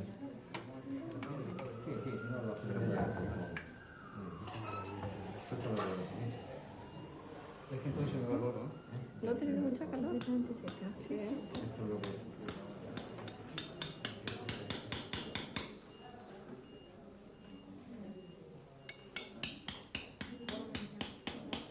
Dobla un poquito la rodilla. Ahí. Si la apretas, no va a... Marie Magdalena's husband has been able to watch all of the procedure from the outset and to offer his moral support from the observation room. ¿Cómo estás de bien, nena? ¿Qué tal? De gloria. Relatives, if they wish, are allowed by the patient's side to supplement the comforting role that Angel's wife provides. The final stage of the operation involves another assault on the patient. An additional rod is set in lower down the leg, to which an external adjustment pin will be attached. Maria Magdalena's nickname is Maruja. Maruja, ¿quieres decirnos cómo te encuentras en este momento y cómo te has sentido en toda la intervención? Estupendamente. Maravillosamente. ¿Qué sensaciones has sentido durante todo el tiempo? Buah, muy agradables.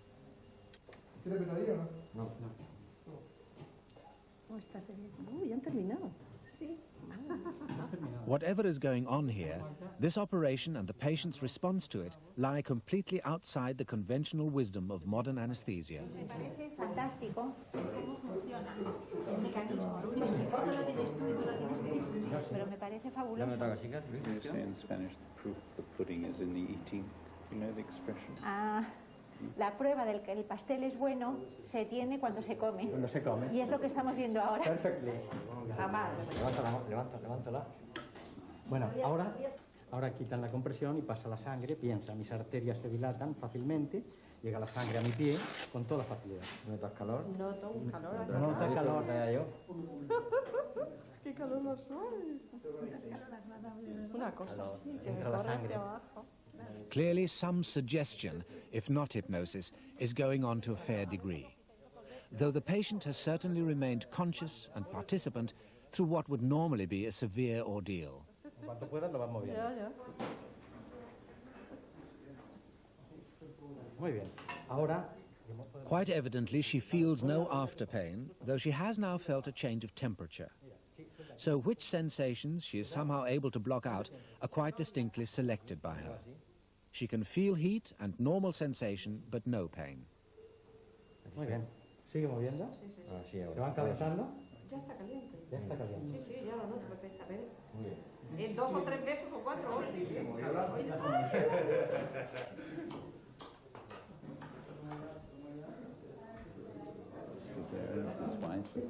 Touching. Kissing. Well, that is not so unusual in this country, especially in this moment. Levanta, estírala completamente. Muy bien. Mueve el pie hacia arriba. Dr. Clavel has good reason to be pleased with Maruja's right leg, as well as with the new alignment of her left one. Ahora mismo están prácticamente iguales. La misma, aunque tiene aquí el vendaje, pero se nota la misma convergencia. Perfecto.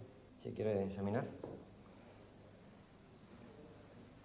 Clavel also operated on Maruja's right leg and straightened it 16 weeks previously, and in exactly the same way, with her using her brother's psychoanesthesia alone. Has good movement. Dr. Escudero also claims that after his patients have used his psychoanesthesia techniques, all their post-operative wounds heal fast and without inflammation. And if we look at the leg, you can see the scar of the previous operation over the upper end of the tibia, very close to the knee joint. The places where the pins were put through at the previous operation. And then lower down the leg, the short scar over the fibula. The leg is straight and compares very favorably with the one that's just been operated on. Maruja, ¿la han operado alguna vez en su vida con anestesia convencional? Sí. ¿Y para usted cuál es la mayor diferencia entre la anestesia convencional y esta técnica que ha sido utilizada hoy aquí? Eso de entrar muerta o que te dejen muerta, eso para mí es algo horroroso. Sí, doctor Clavel, ¿le podría hacer una pregunta? ¿Cuál, desde su punto de vista, qué es el futuro de esta técnica? Yo después de ver el resultado que da aquí, pienso que se puede hacer cualquier tipo de cirugía. Pero el futuro de toda esta técnica va más allá de la cirugía. Va a un mejor conocimiento de las propias capacidades humanas para usarlas fundamentalmente aprendiendo a vivir mejor, aprendiendo a vivir más felices, de manera que esa propia felicidad sea la puesta en marcha de una nueva medicina preventiva. You can change your life doing two things. Using positively your thoughts to program your own brain and having every moment liquid saliva in your mouth. With these two things, the human beings can achieve many important things. Everything in our life changed. Everything changed positively. And in our health, too.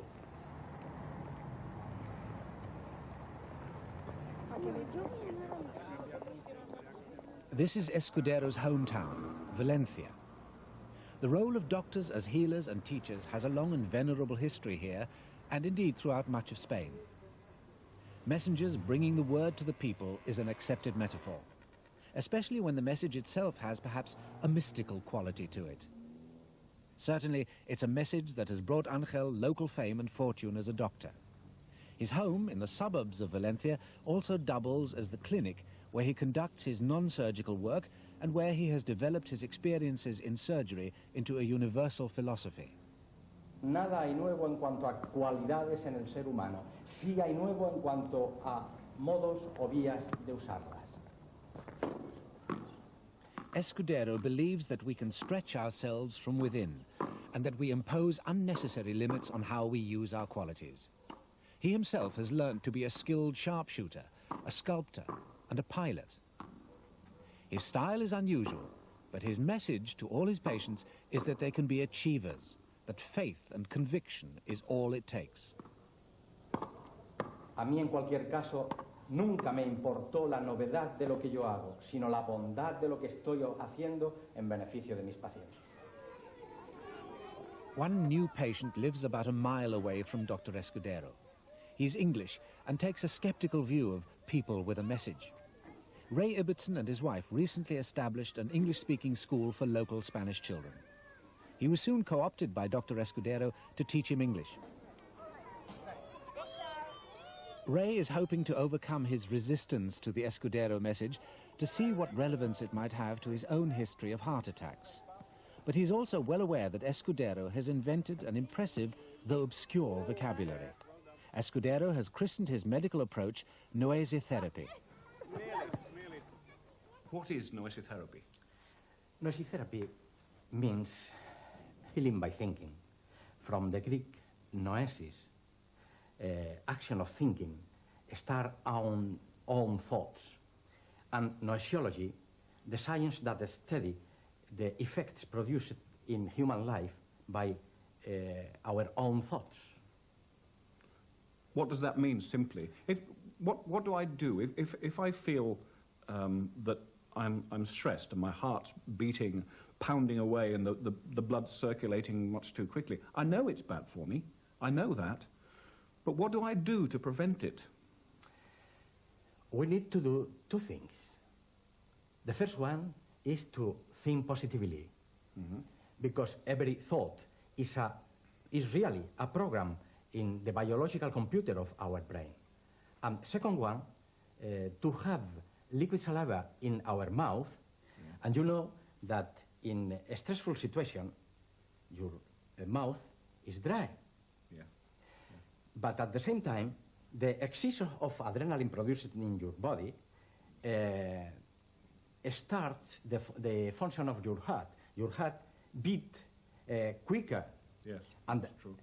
And every beat is more expensive, biologically speaking.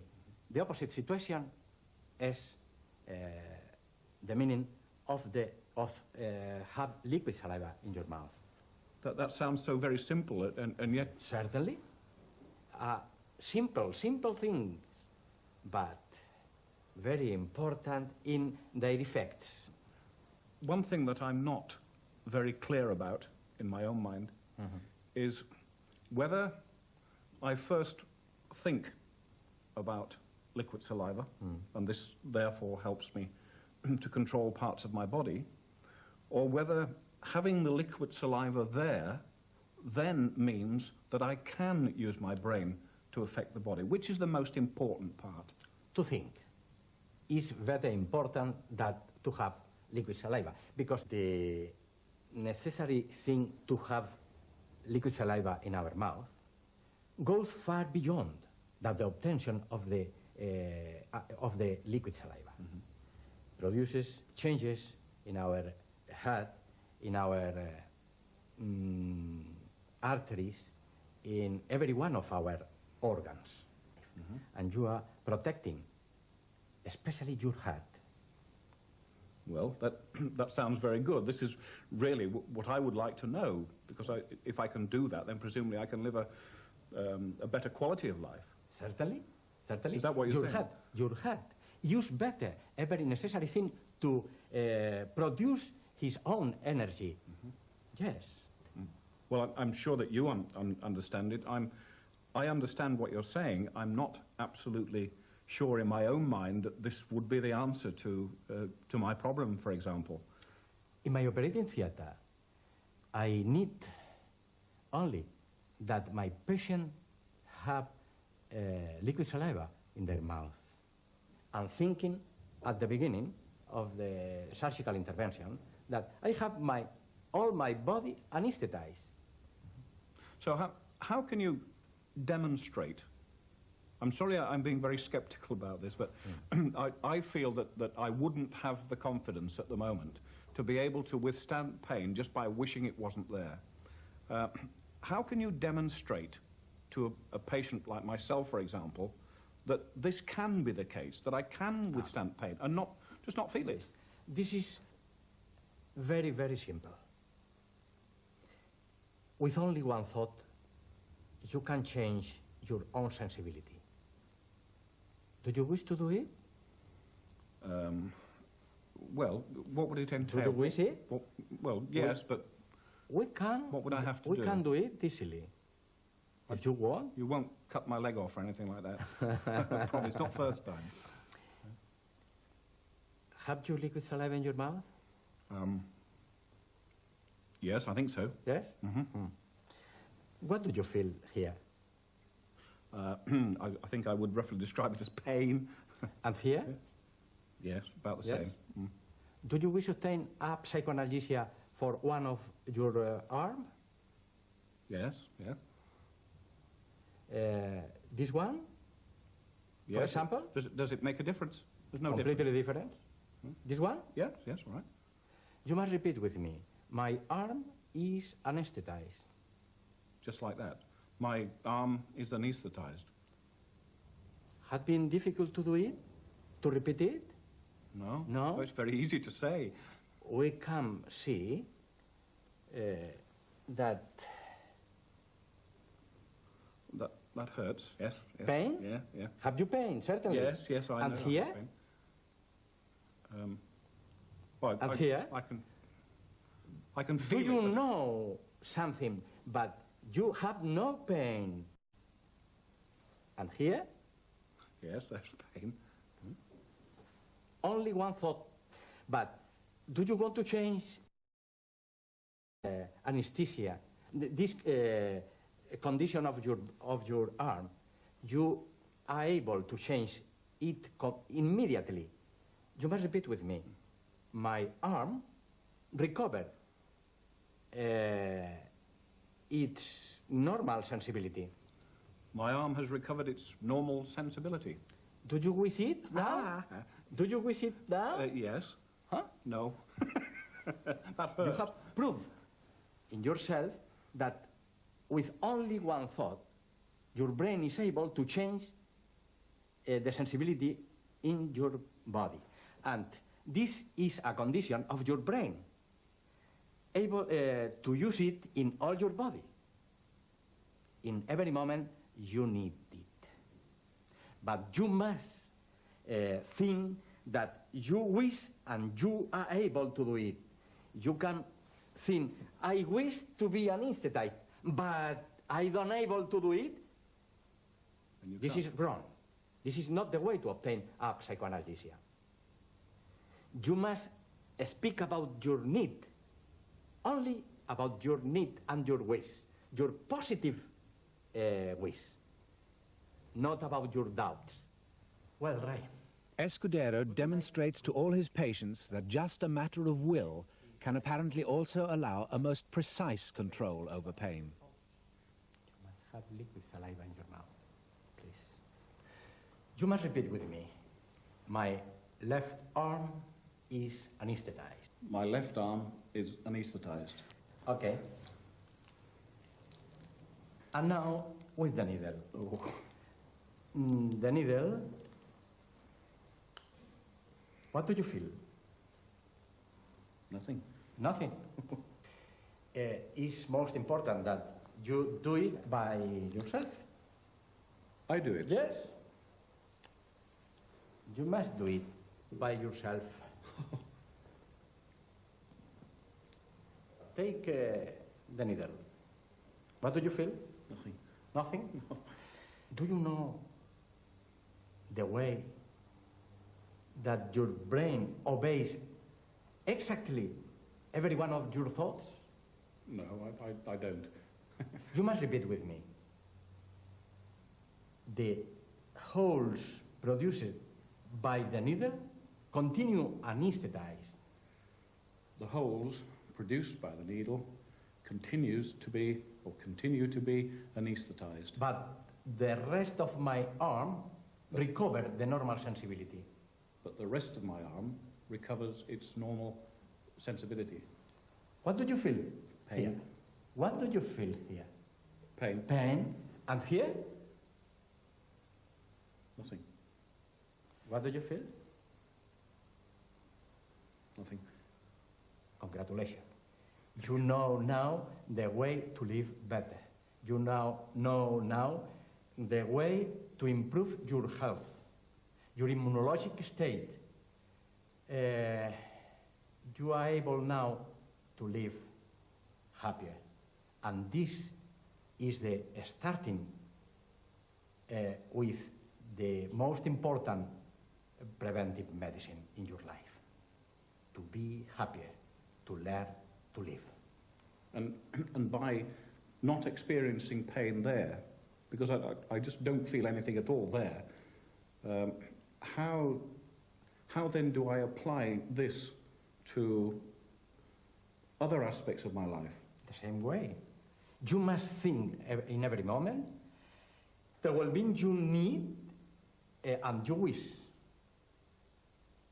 And having liquid saliva, this is easier. Ray is being encouraged to believe that just because he may be able to control the sensation of pain, he can therefore control his immune system and so on.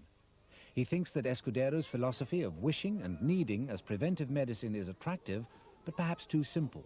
It's a view of life that Ray has been unable to put his complete faith in.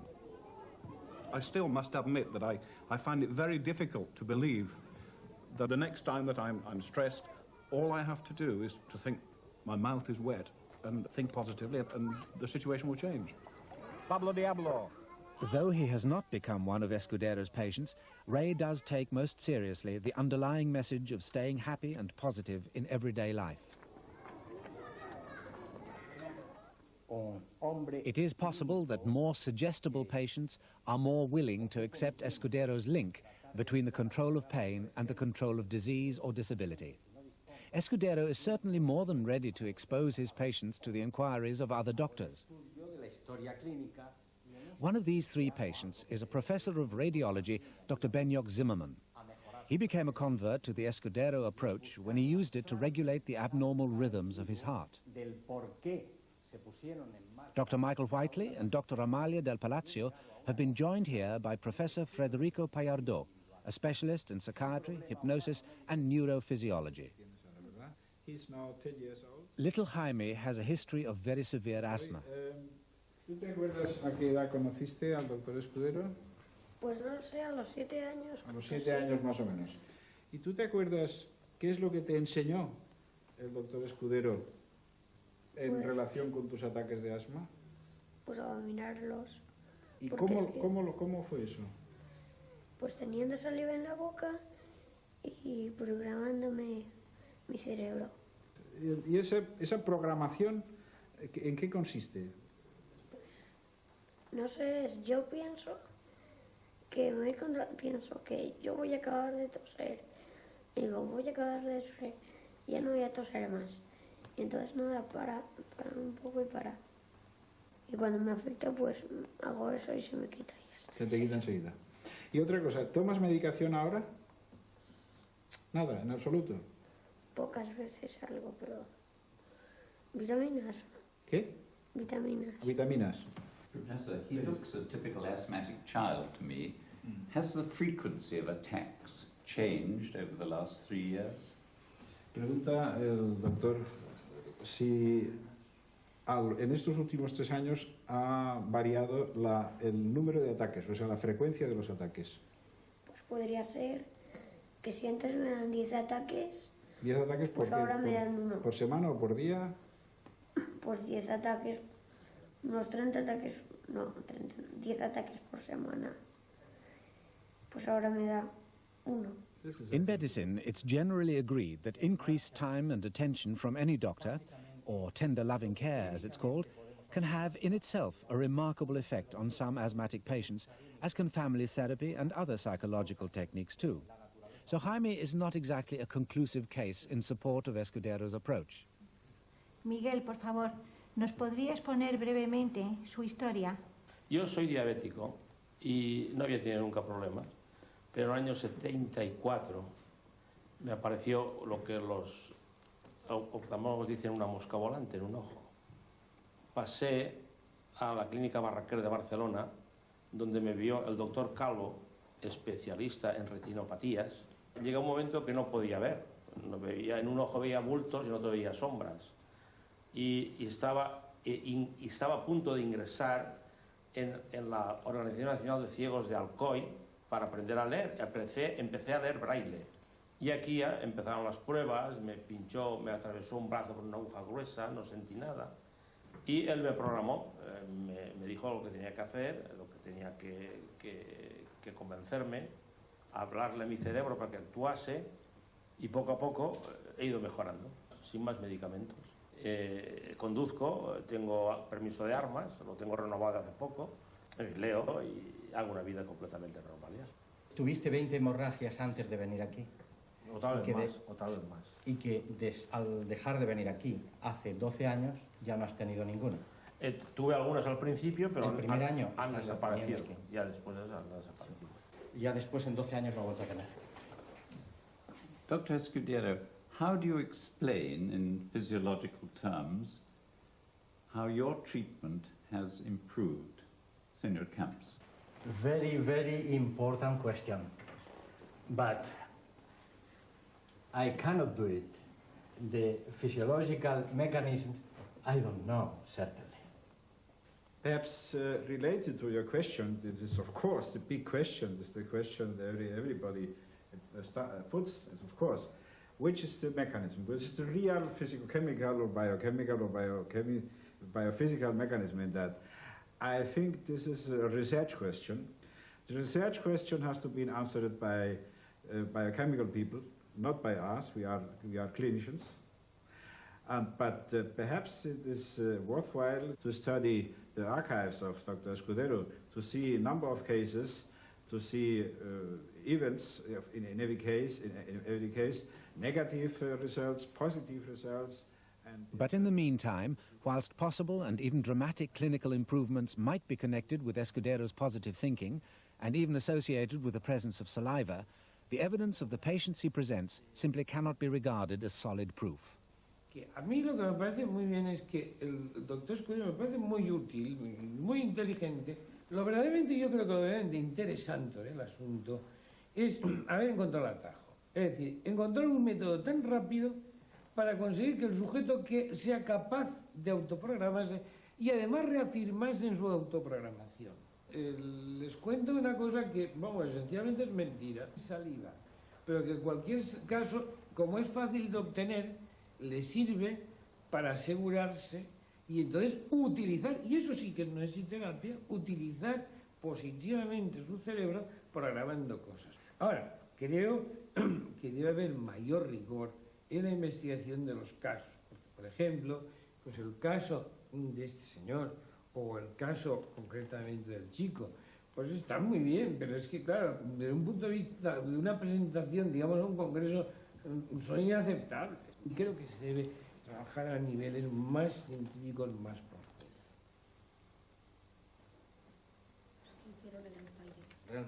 But Escudero can always rely on his family for total support and encouragement in his work. They believe there are thousands of patients who have been helped by him and that people worldwide are inspired by his ideas. Cuando estuvimos en Venezuela, solo con una charla que le diste a los estudiantes de medicina, hicieron aquella noche en sus guardias partos con noesiterapia. Me produjo una satisfacción. Every member of the Escudero family has a role to play in his operating team. His wife, Maria Jesus, is the patient's personal companion. Escudero's son, Angel Miguel, a medical student, is also Angel's surgical assistant. Another medical student, Escudero's daughter-in-law, Caro Fatima, is his medical photographer. His daughter, Maria Jesus, is his surgical nurse. Together, they make up Escudero's constant and passionate team of collaborators. Escudero's home and clinic is also the teaching center for noesotherapy. His frequent seminars are held for medical colleagues from all over Spain. Most of them have trained with him in the past and have learned his method of handling patients. They now apply that skill in many branches of medicine. These gatherings are inevitably opportunities for them to swap clinical anecdotes about their experiences in the medical use of noesotherapy. Allí en África que no podía comunicar, no podía decir lo que yo quería, pero sí expresar esos sentimientos que tenía dentro, sí que podían captarlos cuando realmente tenía necesidad. La noesiterapia me resulta muchísimo más fácil. Entonces, ¿cómo conseguir, por ejemplo, en una señora que tuve con tétanos, cómo conseguir que esta señora se relaje de una contracción tetánica y cómo sacar adelante, como difícil que es, que esta señora simplemente no hablaba francés, hablaba única, como llamarían aquí, un poco chapurreado, ¿no? Pero que esta señora, con el pensamiento que yo estaba dándole, con las ganas que tenía de curarla yo a esta señora, eso era suficiente para llegar a conseguir lo que realmente queríamos tanto ella como yo. Yo les transmito el pensamiento y son ellos el que captan esas ganas de que la cosa salga bien, de que no sufra nadie, de que todos estemos contentos. Fernando, has encontrado la esencia de la noesiterapia. Has transmitido tu deseo y tu deseo lo capta el paciente, entienda o no tu idioma, sea niño o mayor. Solo si es mayor, con que quiera conseguir el bien que necesita, tu deseo le ayuda a conseguirlo. Y esa es la realidad, que es más fácil conseguirlo que explicarlo. There exists here a warm and serious regard for these reports and experiences. Perhaps the essence of noesotherapy is ethereal. Perhaps it's rather like extrasensory perception.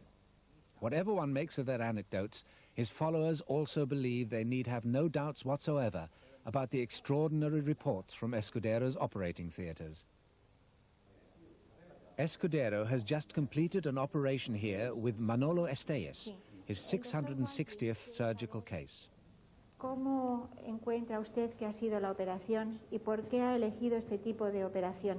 No es la cosa de la operación quirófano. Yo esto lo veo como si fuera un bar. Además, con todos los que somos aquí, pues más bar aún. Así que el elegir la técnica esa, más que nada, es por eso, porque es que no es una operación en realidad. Es que como quitarte una chaqueta, que te da calor y te la quitas y se ha acabado. Una cosa así. Senor Estéez has just undergone a 75-minute operation for varicose veins in his left leg. That has involved 8 large and deep incisions. Like every one of Escudero's surgical patients, he is free of pain. But how painful potentially was his operation, and exactly what preparation did it require? The observing doctors had confirmed that from the outset, Manolo had received no intervention, whether with drugs or other means.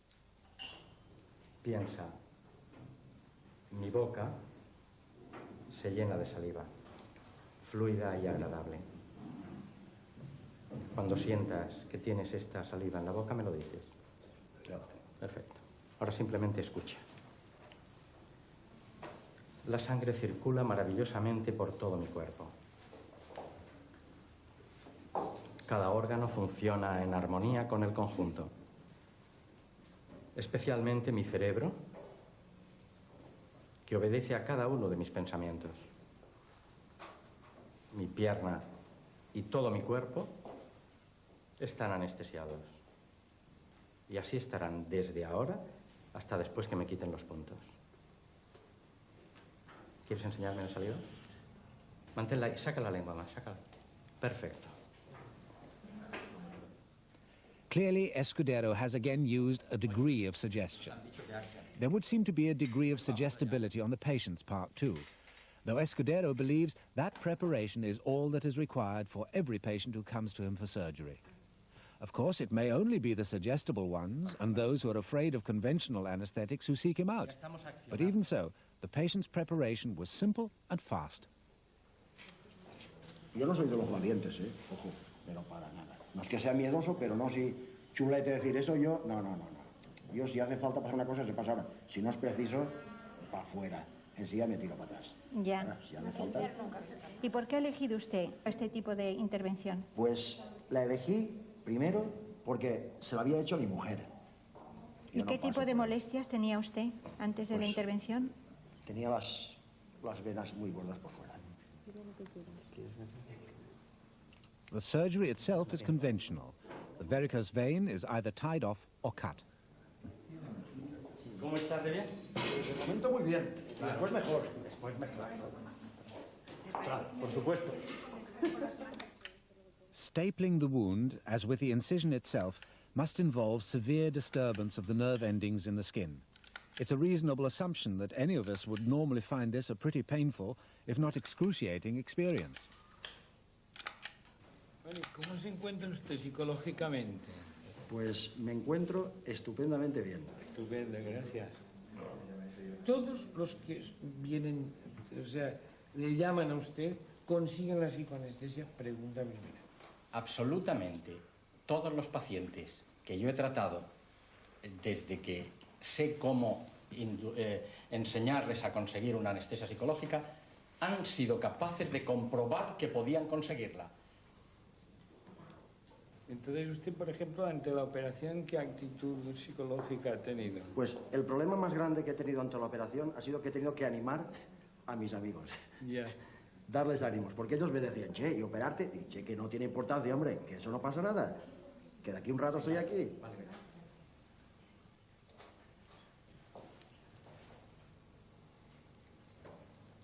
Cuéntame algo, Manolo. No te puedo contar nada en este momento porque tengo un poquito de calor. ¿Sí? Todos. Vale. Pues piensa Estamos que todos sudando. nosotros tenemos hasta la nariz tapada, no hace falta con nosotros. Mira,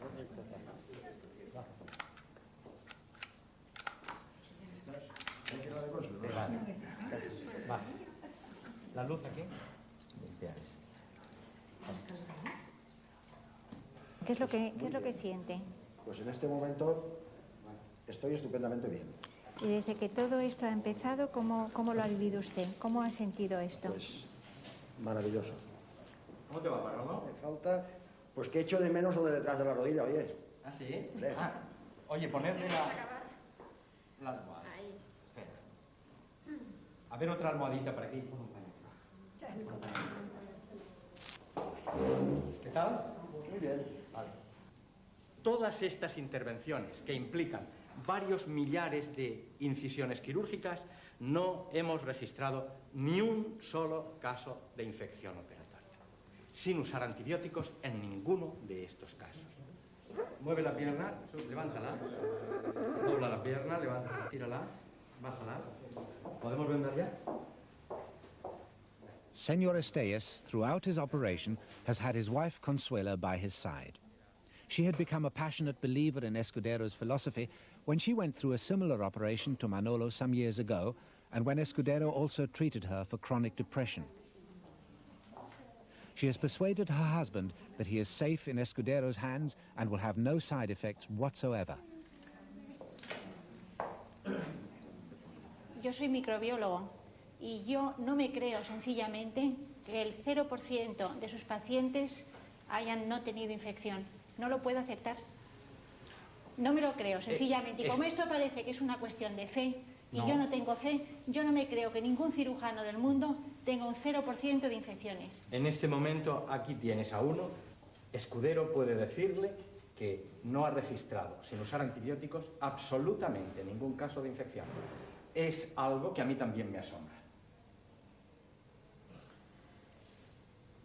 if this is true, he's the only surgeon in the world who has no infection.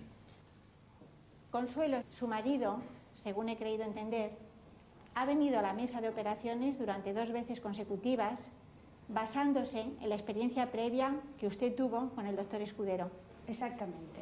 Yo fui a Escudero por mi depresión. Estaba muy enferma, 15 años. Para mí siempre era de noche. Siempre estaba llorando, siempre estaba desesperada. Cuando ya estaba al borde del precipicio, que dije, yo así ya no puedo vivir, no sé cómo, yo digo que Dios me iluminó. Dije, voy a ver si Ángel me puede ayudar. Estuvimos charlando, le expliqué todos mis problemas, entonces empezó a hablarme en todo el bien positivo que yo podría encontrar si ponía en funcionamiento mi cerebro, tal como él me explicaba. Entonces yo ese día, conforme me iba hablando, yo iba sintiendo una cosa maravillosa. Ya iba resplandeciéndome todo, ya. Hasta el paisaje me lo habían cambiado todo. Nada, y poquito a poquito, día a día, como si hubiese vuelto a nacer. Y un día me dijo, es que tú no sabes dónde puedes llegar. No sabes dónde puedes llegar con tu pensamiento, siempre en positivo.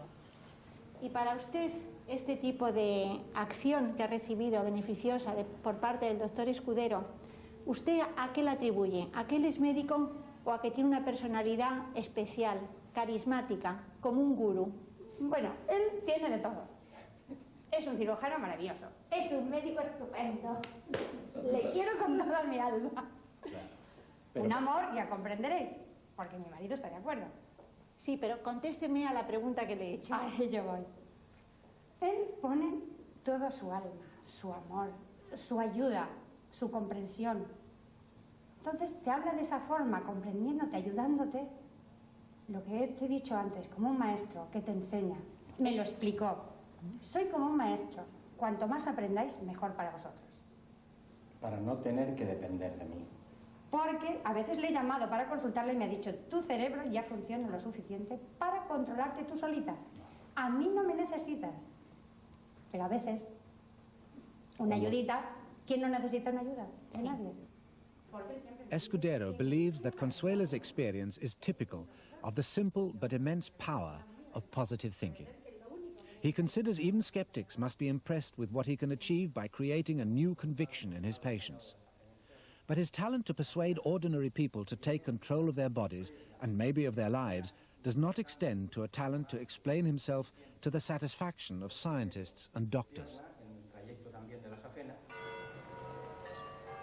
Perhaps the power that Escudero can harness is latent in everybody, but also requires a sympathetic cultural atmosphere to let it emerge. One that respects the relevance of faith as much as evidence in allowing us control over our lives. But does that mean that if we want to find new ways of exercising mind over matter, we must depend on the guidance of gurus? Or can we tap into our true potential without them?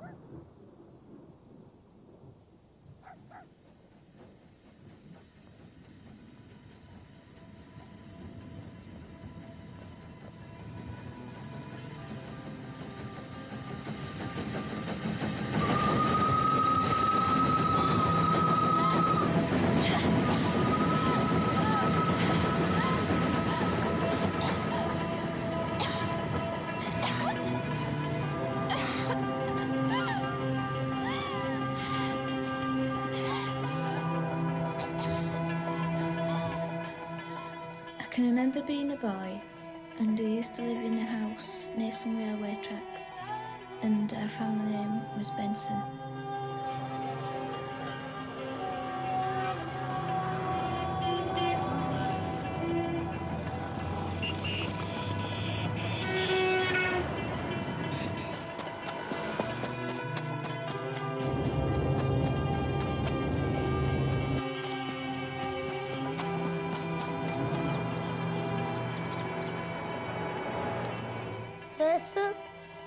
होती है दुकान पे लिख रही है radio वाला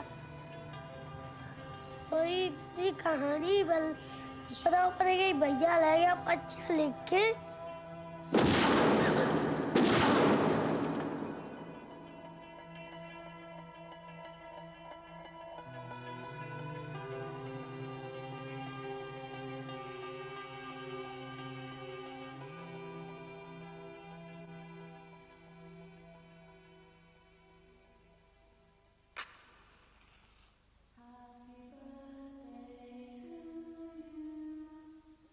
I could just remember playing with the dog in the fields and on the railway tracks.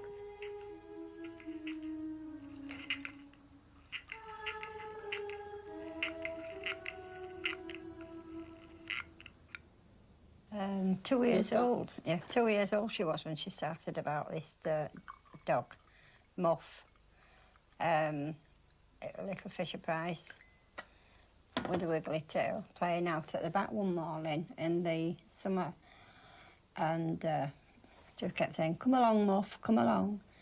I said, "That's a funny name for a dog, isn't it, Nicola?" She said, "No, it's not a funny name, isn't that, Nana?" I said, "Why not?" She said, "Well, that's what they called my dog when I was here before." I said, "How do you mean when you were here before?" She said, "Oh, you don't remember, you weren't here then." I remember having a dog, and we called it Muff. It was black and white, very friendly, and he used to play all the time. I just thought she was weird. I just really thought at the beginning that she was just having an imaginary friend like, you know, kids do. But her story never, ever changed. And every time she told it to you, you got to know a little bit more. So, like, over the period of maybe a year, we got to know the final story. I said, "Well, where did you live?" She said, "Oh, up there, a long way up there." I said, "Whereabouts?" She said, "Up by that railway station up there." I said, "Oh, did you?" She said, "Yes." She said, "I lived up there." She just could remember this place in her mind that she kept talking about all the time, and I just said, "OK, you'll have to show me where it is," because I didn't have a clue where we were going. She kept saying it was over there, which is like over the other side of Valley. So we just walked and walked for ages, and we started walking up, you know, towards Haworth. Don't get side of me, Nicola. I can remember a little river or on the train lines. We used to throw sticks or a ball. It's down there. Down where? Down here. It can't be down here, Nicholas. It's down here. It's just muck. I knew it was somewhere around naming us, but I didn't know where. But I knew how to get to it. It can't be down here. It is. How do you know? I was amazed when Nicola sort of led me down this muck road, because, I mean, I knew area as a kid because I'd always played there, but Nicola had never, ever been there before. I can hear it. Can you hear it? Yeah. Oh, look, there it is. Did you used to do there? I used to play in there with my dog and my friends. Come on, let's go down. Where are you going? Down to the river. You can't get down there. We went down to see if that were it, and then I started remembering. Hurry up. If I fall, Nicola, you're for it. People think she's Burma, and, you know, call her weird and that, but because she's my daughter, I just wanted to find out for her peace of mind as well as mine. It's all slushy and horrible. I used to play all friends and Muff. Where? Over there, near that tunnel. That's where we used to play. You played in the tunnel? No, just out of it. Just there.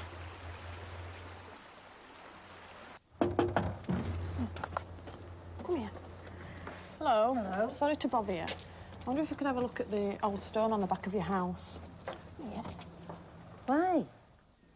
My nana believed me when I first started talking about it, but my mum didn't. My teachers didn't believe me, and I don't think any of my friends did, but I don't think they understood when, because we were only little. And you told me to give up encouraging her, didn't you? She said that I were encouraging her, and I weren't, because she was quite willing to tell all this without any encouragement. She just seemed to think that because she could remember a previous life, we should remember it as well.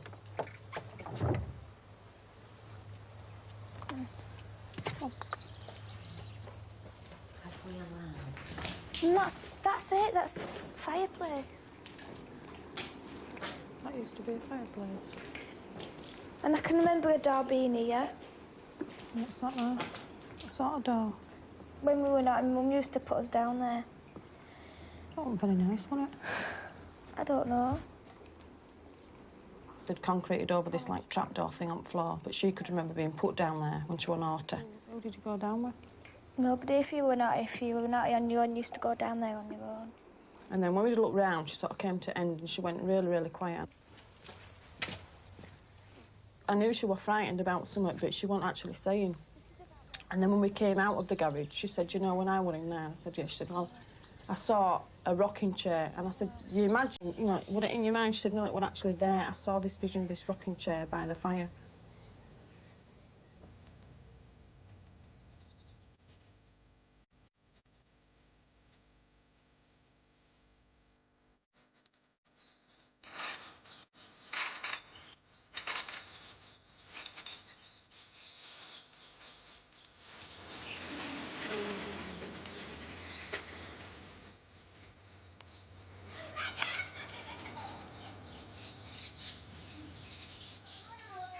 मेरे 3 बालक हैं और 3 बालिका हैं।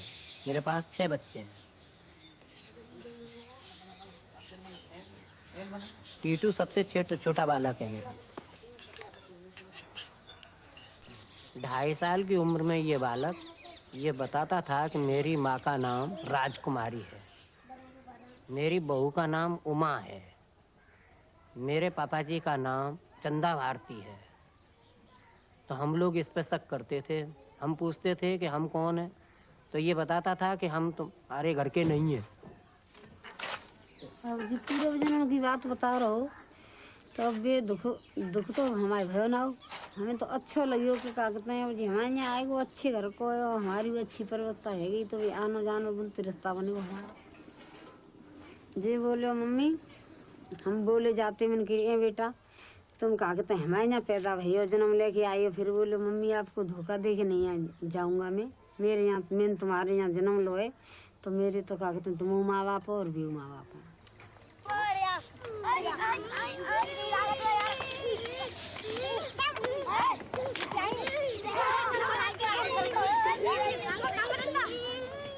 साधारण तो है और बहुत ही साधारण है, बच्चों में खेलता है कूदता है, लेकिन कभी कभी ऐसा प्रतीत होता है कि ऐसे काम भी कर डालता है जो कि बड़े बड़े हम लोग इस उम्र पे भी नहीं कर सकते।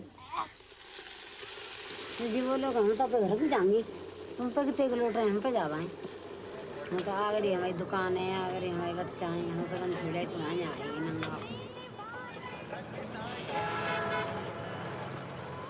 तो अगर लाइन में मेरी दुकान है टीवी रेडियो की। रोनू सोनू ने लल्लू को नाम है बच्चों को, उमा में बहू है।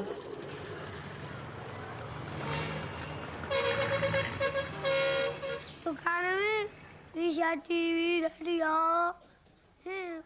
वीडियो सब चीज है। इनकी दुकान है वो मेरी मेरी आसान भाई कोठी मेरी है, कपूरा भाई पैसे ले ले, कपूरा पैसे छुड़ांगो राजी बा कोठी है सारा भाई कपूरा भाई है पापा लेके जाओ।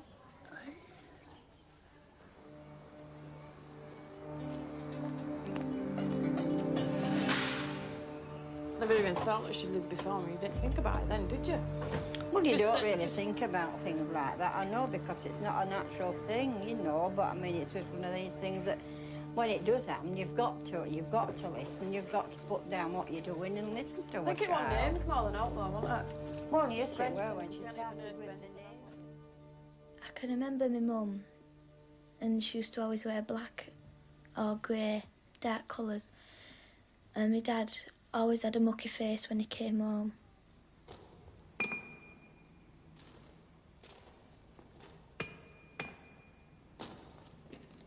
I can remember there being a big railway track, big field behind it, and a river beside it.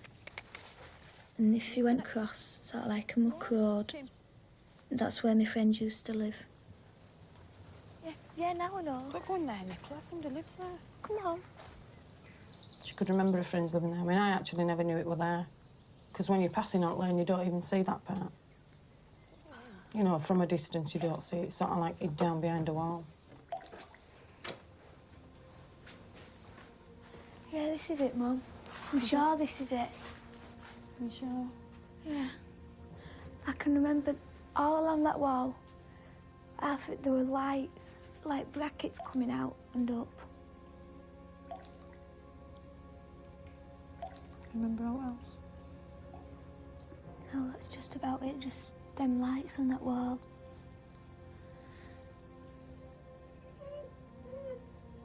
And it would always, she always seemed to have a dog with her. Wherever she went, this dog would always there. Well, that must have been a playmate, you know, like kids have, you know, imaginary friends and that. And she'd had this dog.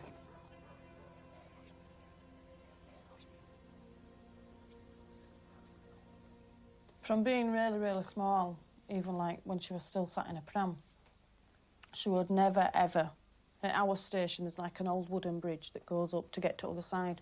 She would never, ever go over there. She used to scream all the way over. And then when she started walking, she would, as soon as she knew that she were going up there, she just stopped in her tracks and she wouldn't move. And my dad used to have to carry her, screaming all the way over. Come on. Where are you going? She was just frightened at trains, all steam. Just... You're not supposed to be on them tracks. Come on. She just wouldn't go near them at all. Come on, Kim. Where were it? See where them white signal posts are? Yeah. Well, just a bit up from, just a bit down from there. That's where I can remember a man swinging a lamp and I can remember a train. Is that all? What happened then? I can't remember.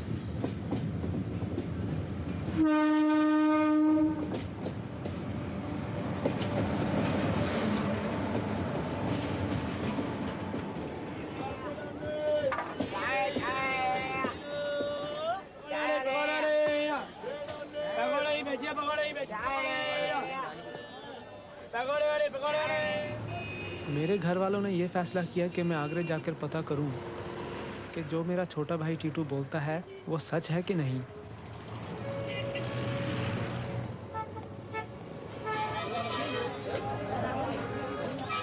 Suresh radio की दुकान मुझे वहाँ मिल गई और वो वाकई एक विधवा उमा की थी जिसके पति का कुछ साल पहले खून हो गया था और उसके 2 लड़के भी थे जैसे टीटू बताता था। ये अजीब सा तो लगा ही मेरे को। फिर मैंने कहा लगा के चलो देखें बातें क्या हुई, कैसे हुई, क्या करना है, चलना है, सोचते रहे। फिर घर गई मैं शाम को। मैंने फिर पेरेंट्स लोगों से कहा कैसे ऐसे बात है। वो लोग बोले कि चलो सुबह ही चलते हैं। सुबह 7 बजे गई वहाँ।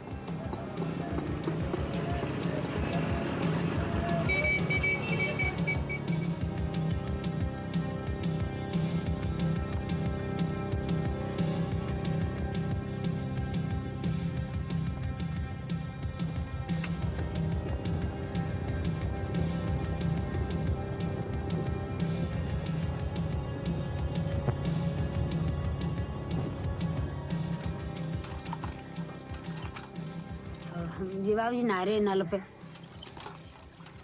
और टीटू बोलो कि पापा जी मेरे तो घर वाले आए, तुम अभी नहा ही रहे हो नल पे। उमा उमा आई, पापा जी आए, माता जी आई सगाई तो भी हम द्वार पे बैठा दे सगरे और टीटू बड़ा हिलो मिलो जट बहुते बोले कि मम्मी जी खाट पे बैठी है यहाँ और लाला जाते दो बात करूँगा उमा से उमा झट नहीं आई गई और टीटू बोले उमा ते तेने में पहचान लो कि ना पहचाने तो बोली कि पता ना पहचाने कि रोनू सोनू कहाँ पढ़ रहे हैं कि घर ही बैठे हैं। अब वो बोली कि मैंने तो धुन में डाल दे दोनों बच्चे डाल दे धुन में। तो जी बोले अच्छा कि मैं पहचान करी अच्छी तरिया कि मुँह पर ना पहचान नहीं कि हम धौलपुर दीदी के यहाँ गए कि माँ दोनों रोनू सोनू को लेके साथ मेला करने के लिए तो तुमने कहा कि तुम जलेबी खवाई हैं तो अब वो चाहे चुप है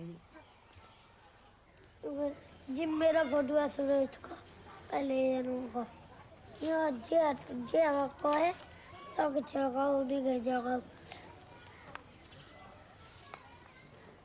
यही है साहब उसे अपनी याद है ले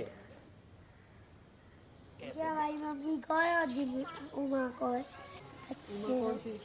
मैं गंदी मैं धोती पैर की बाहर साड़ी है यहाँ तक गई तुम तो मम्मी मेरी उमा तो 2,000 की साड़ी पहनती है तुम गंदी धोती से बाहर मत जाओ करो हम भगवान ज्यादा हैं तुम मम्मी गरीब हो हमें ना अच्छा लगा तू कबो के तो काचन को मकानों में हो मैं यहाँ दिल ना लगा तू हट जाए मार दिन तक जे वाला तो जो कि तुम तो आगे जाओ मैं ना उठे भैया तू आगे जाओ बता हम जान न पहचान कहाँ जाओ आगे कि ना मैं ना उठे तो आई झट झोला अपने छोटे छोटे कपड़ा भरे और झट चल लें तुझी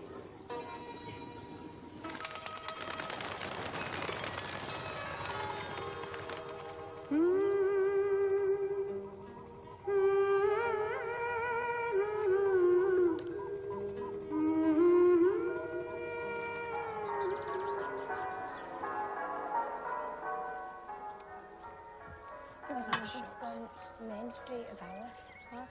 We wanted to sort of find some records of this little boy existing.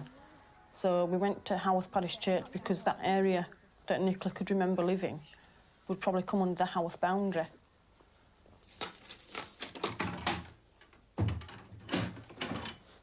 What was the name? Benson. What sort of date? I'd say about 1850 onwards. Baptism? Mm-hmm. Let's have a see.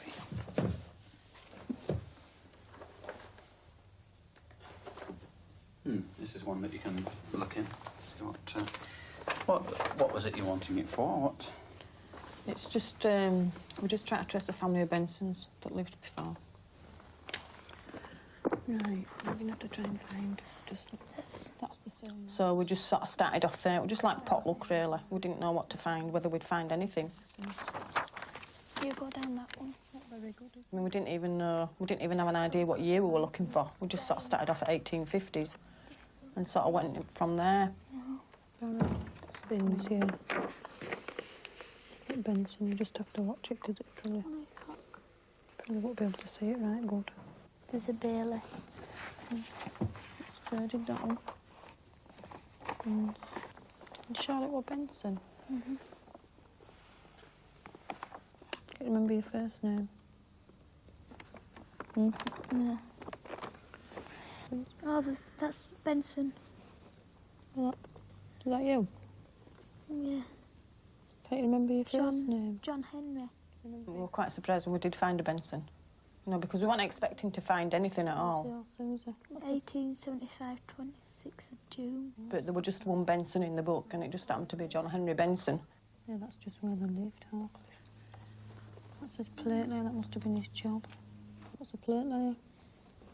I don't know.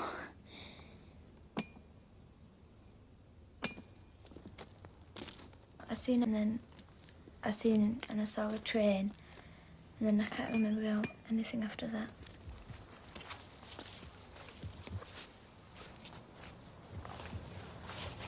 God, this graveyard is massive, Nicola. I didn't realise it was this big. Never going to find it, there's loads. We wanted to see if there were a grave, see if we could find if he had sort of been buried in Haworth Parish Church because he was baptised in that sort of register. So we went round the graveyard, which was quite big. You know, we just couldn't find a Benson grave at all. There were no Bensons in. That one in it. No.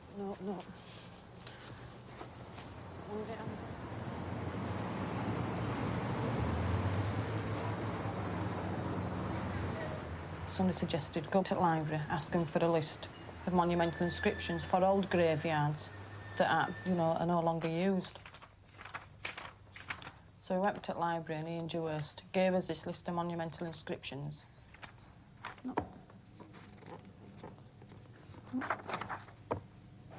There. John Henry Benson or John Henry Fletcher, because it doesn't say either, it just says grandson of Henry and Mary Fletcher. John Henry. Grandson of Henry and Mary Fletcher. From 1870. It's 2 years and 11 months. We found John Henry's grave, but we found that he was buried with his grandparents, Henry and Mary Fletcher. So we wanted to find out if it was the same John Henry Benson that was actually in this grave. But if he were a Benson, then he should have been in the Benson grave. To do this, we had to find out if his mother's maiden name had been Fletcher. You feel weird? I don't. It's weird. Quite weird. When we found John Henry's grave, I didn't feel funny or anything. I didn't feel weird because it wasn't me that were in there. We went back to the library because we knew that John Henry had been born in 1875 and we wanted to find out more about his parents.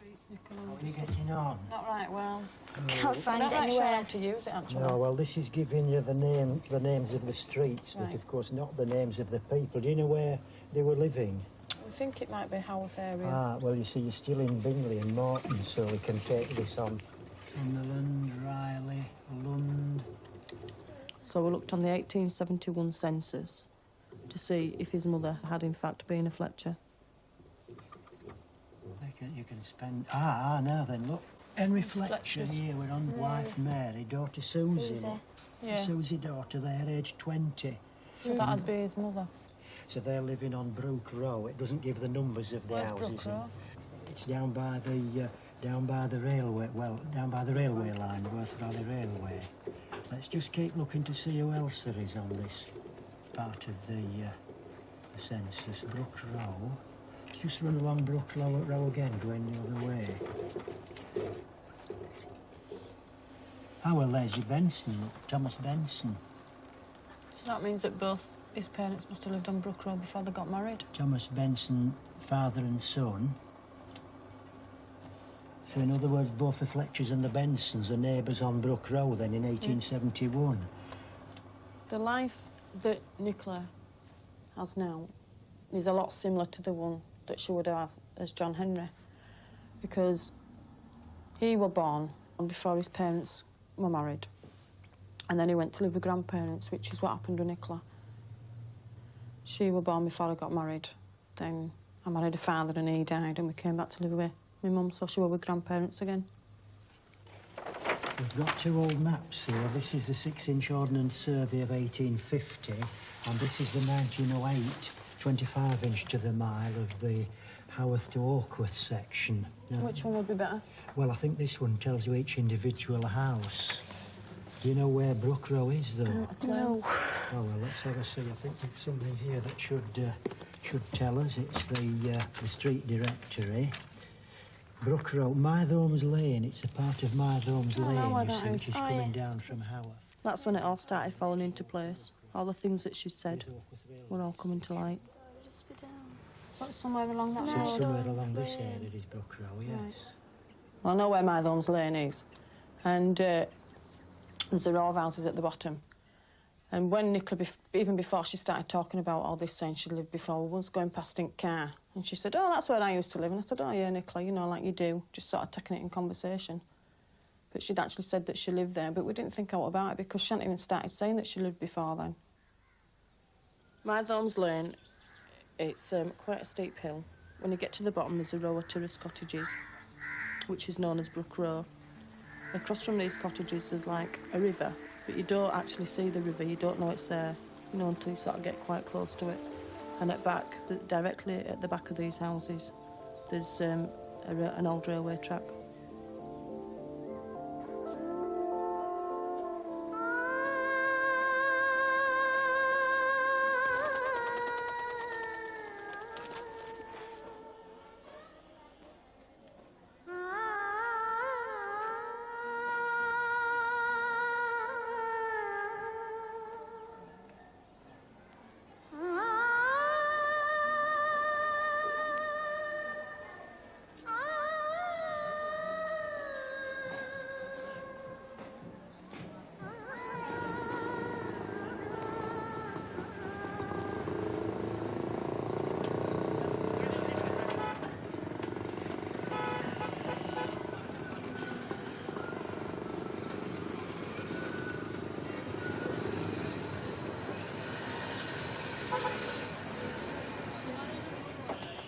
आजा भाई टीटू, इधर आजा, इधर आ जा, इधर आ भाई, करो नमस्ते। कहाँ मम्मी कहाँ? बता दे, नमस्ते कर दे सबसे। हैं? घर है ना, बता दे इनको, बता दे, बैठ जा, बैठ के सोनू को बता दो, सोनू को बता दो, वहाँ बैठ के बताओ या बता दे, बता दे, आजा इधर, आजा इधर से। किसका फोटो है? मेरा। किसका है फोटो? नाम क्या है? कब खिंचवाया था ये? कब खिंचवाया था? मेरा काटा मरे से पहले खिंचवाया। अच्छा, काय के लिए? ये सोचा कि 80% अपना बच्चा है ये, और 20% जरा सकता मुझे उसके ऊपर। जब भी मेरी तबीयत 2-4 बार मेरे घर पर भी मेरे पास आया वो, और चिपट गया मुझसे, और मुझे छोड़कर नहीं जाता कहीं पर ही। वो बड़ी मुश्किल से मैं अपना उसके पीछे छुड़ाता हूँ। एक बार फिर वो आया, गली में जा रहे थे, हमारी पुरानी नौकरानी मिल गई माया, तो माया ने तो समझा ये बच्चा यही है, सोनू है या टोनू है। उन्हें क्या सोनू से उसे बिगड़ गया उससे, वो तो मुझे पहचानती नहीं है, मैं कौन हूँ कहीं। इनको देख भी तो लो। तो हमारी ये जिज्ञासा हुई कि इसके बालक जब ये कहता रहता था कि कौन से हैं, तो हमें कहा देख तो लिया जाए कि कौन से हैं। हम लोगों ने तो कभी देखा नहीं था, तो हमने इनके घर पहुंचने के बाद उन्हें सूचना दी कि आप अपने बालक, पड़ोसियों के बालक और इनके सभी बालकों को एक झुंड में बैठा दीजिए। जब हमने कहा कि आप ये बताइए कि रोनी सोनी कौन से हैं जिनके लिए आप रोज कहते रहते हो, तो ये हमारी गोदी से उठा और दोनों रोनी सोनी दोनों बालकों को पकड़ लाया। ये तुमसे बड़े कैसे हो गए? तुम तो छोटे हो। मेरा तो काम जिंदे पहले बड़ा हो। कैसे? पहले बड़ा हो। पहले बड़े थे तो क्या हुआ? छोटे कैसे हो गए? मैं जन्म लाया हूँ। कहाँ लिया जन्म? बाद में। तो छोटे हो गए, अब बड़े कैसे होना है? बड़ा तो पी के ताकि बाप बेटे के संबंध आता है, हमसे प्रेम करता है, मुझसे प्रेम करते हैं अच्छी प्रकार से, खिलाते पिलाते नहीं उसे ज्यादा, इसलिए और नहीं कि वो उन्हें परेशान घर वालों को बहुत ज्यादा करता है, हमें करता है, उन्हें ज्यादा परेशान करता है वो। करवाए खुदाई होगी? खुदाई कराए? नहीं कहा तुम्हारे घर गया कहा कितना? हाँ तब तो खुद ही होने लगा। अच्छा, आपका खुदवाए? आपको कब खुदवाए? अब खुदवा नहीं। कब? कब? कल यार खुदवाई ली हूँ तो लेकर आए हो। आ रहा हूँ मतलब ले लेंगे। अच्छा, आ रहा तू ले लियो। ठीक है। गड्ढा में ऐसा नहीं जो गड्ढा खोद रहा वहाँ में रखा। गड्ढे में रखा हुआ है वो? नहीं, सांझ भाई कोठी में।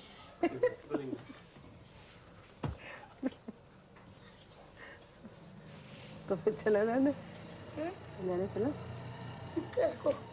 गाँव चला चला घर में कौन रहे हो? कोई नहीं रहेगी। कोई नहीं रहे हो।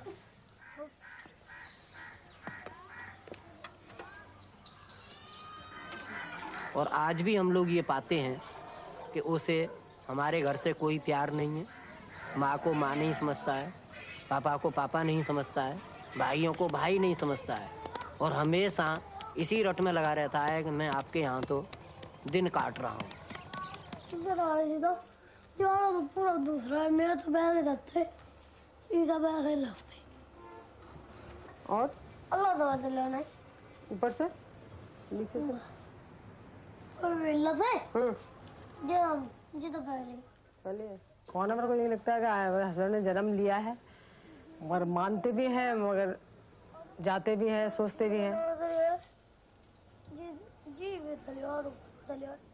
उससे ज़्यादा फिर कोई मकसद ही नहीं रहता है, काफ़ी दूर का फासला है, तो इसलिए मतलब ये सोचा है कि है तो जन्म तो हो ही गया, बस कि वो मिलते रहेंगे, जाते जाते रहेंगे। और क्या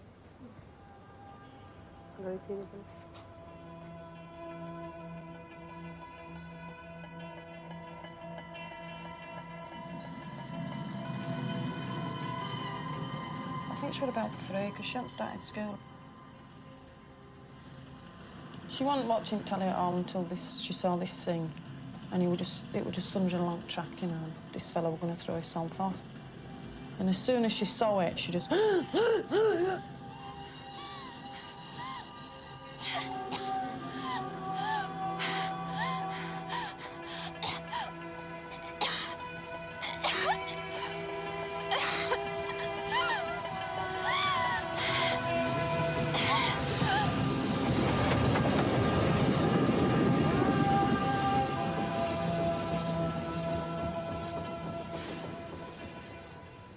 I really panicky. Just she did a shift, right right? effort to get her breath. I think it was like you would if you were, something dreadful. It was like an was asthma going to attack. happen, You know, like somebody having an asthma attack, and they're trying to get the breath, and they're sort of fighting for the breath, and they just can't get it back. She was like that, but as soon as we turned telly off, she just gradually sort of calmed down and got her breath back, and she was okay.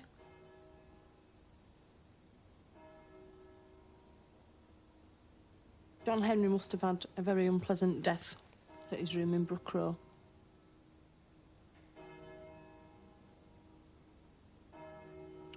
And at the age of 3, which is the age John Henry died, Nicole had a similar attack. And it was quite unnerving, you know, just to see her in this attack, because we didn't actually know what it was. I feel right frustrated in a way because we can't go back in time to see what John Henry's lifestyle would have been like. Just to sort of see, you know, if he had a happy childhood or not for a bit of time that he were here.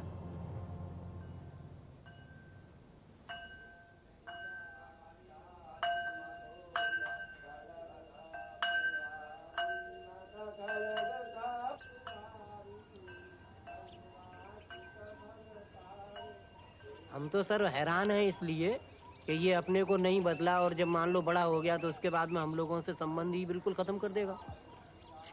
बहुत बड़ा ममता आती है ना कि अपना बालक होते हुए ये सारी कहानी, जबकि हम वैज्ञानिक युग के होते हुए इस बात को बिल्कुल नहीं मानते, लेकिन आज प्रत्यक्ष रूप में देख रहे हैं। स्वामी जी बाहर आइए आप। नमस्ते जी। ये मेरे घर एक ऐसा बालक आया है, कभी कहता है मेरे गोली मारी, कभी कहता है मेरे माता पिता तुम नहीं हो, कभी कहता है मुझे हॉस्पिटल ले जाने के बाद में शमशान भूमि ले गए, शमशान भूमि में आग लगा दी, आग लगाने के बाद में लोगों ने पानी डाल दिया और पानी डाल के मुझे यमुना में फेंक दिया। तो हमें ऐसा प्रतीत होता है कि पुनर्जन्म की या कोई विशेष बातें हैं, हमें समझा सकोगे आप? ऐसा है, जन्म होने के बाद में बाल्यावस्था, युवावस्था, प्रौढ़ावस्था जो ये बनी रहती है, इसी तरीके से हमारे देहांतर जन्म जन्मांतर चलते हैं और ये अखंड रूप से चलता रहेगा। जिन व्यक्तियों की आकस्मिक मृत्यु हो जाती है उन व्यक्तियों को अखंड रूप से सत्ता का ज्ञान पूर्व जन्म का बना रहता है। ये सारी बातें इसे कब तक याद बनी रहेंगी? ये निरंतर बना रहेगा, इसका नहीं भूल पाएगा तो हमारे लिए तो बड़ी दिक्कत खड़ी होगी। नहीं, ऐसा है, आहिस्ता आहिस्ता आपका प्रेम प्यार और आपका लालन पालन सामाजिक प्रभाव जब इस पर पड़ेगा तो उसका जरूर असर पड़ सकता है कम और बेश के अंदर, मगर सत्ता का ज्ञान निरंतर बना रहेगा।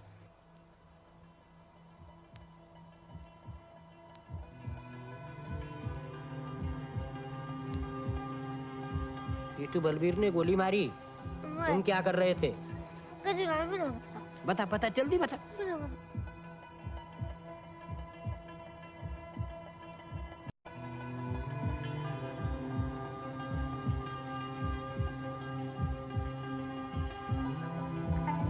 तू कहाँ जा रहे हो? इधर हुआ जा। गए तो खोल दे भाई, किसान उठा हुआ था गए, ऐसा कोने की मार गई थी जो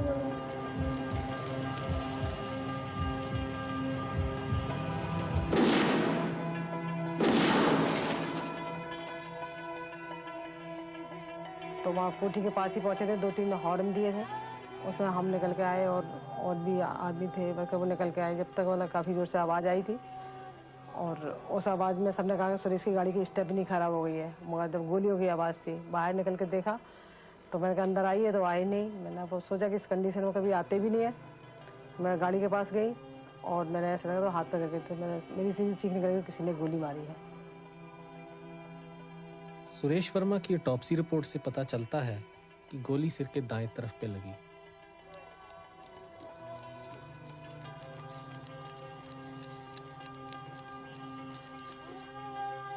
रिपोर्ट से यह भी पता चला कि जख्म कितना गहरा था और उसका कान से कितना फासला था। हैरानगी की बात है कि टीटू के सिर पे एक जन्म निशान है, जो रिपोर्ट के मुताबिक उसी जगह पे है जहां पर सुरेश को गोली लगी।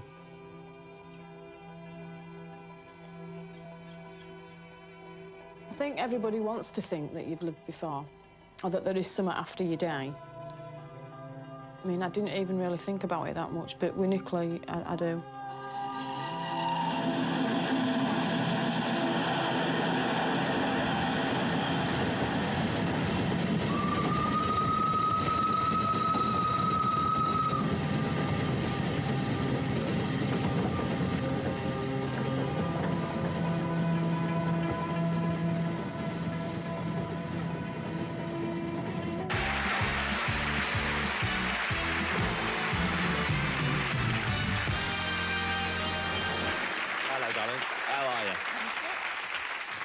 All right, Doris? Very good, thank you. Good, lovely. How are you?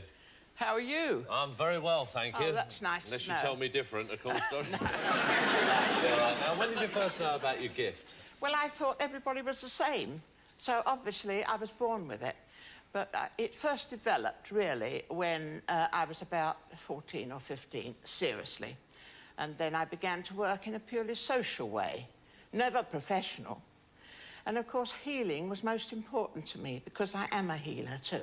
I see. So that was the start of it, really? Yes. The same route everybody goes, amateur, oh, yes. semi-professional? And get turned over, of course. Oh, you get turned over? Oh, yes. Oh, I wouldn't mind being turned over. Or maybe I wouldn't, actually. Well, you know what happens when people want to exploit you and tell you they're going to do so much good for you. People think you make a lot of money, you know. I'd like to remember the years when I worked for many, many years without any fee at all. But it was very good for me because I had a husband who kept me. So that was the difference. Yeah, and he's with us tonight, is he? Oh, yes, he is somewhere in the audience. That just came to me. I just thought... I've got Doris's husband's here. So you've got the same feeling? Well, I don't know if I've got the same feeling. I mean, how does anybody know that if they've got the gift that you have of being able to... Well, the reason that I started doing public theatres was to interest the younger generation, because half of my audience that come are under 40. And there's 2,000 people in the theatre. And I'm very, very pleased because it interests them. You see, I began in a very hard world when I was looked upon as peculiar. But many, many people come up to me who are 20. They've got my gift and they don't know where to go to be trained. Right. And that's our trouble. We haven't got places to go to be trained. We can't really train a medium, can you? Oh, yes, you can. Now, you might become a pianist, but you might never be a concert pianist. Oh, but you can Trevor play knows the what that feeling's like, you know. He's up to book 3 now. People are psychic.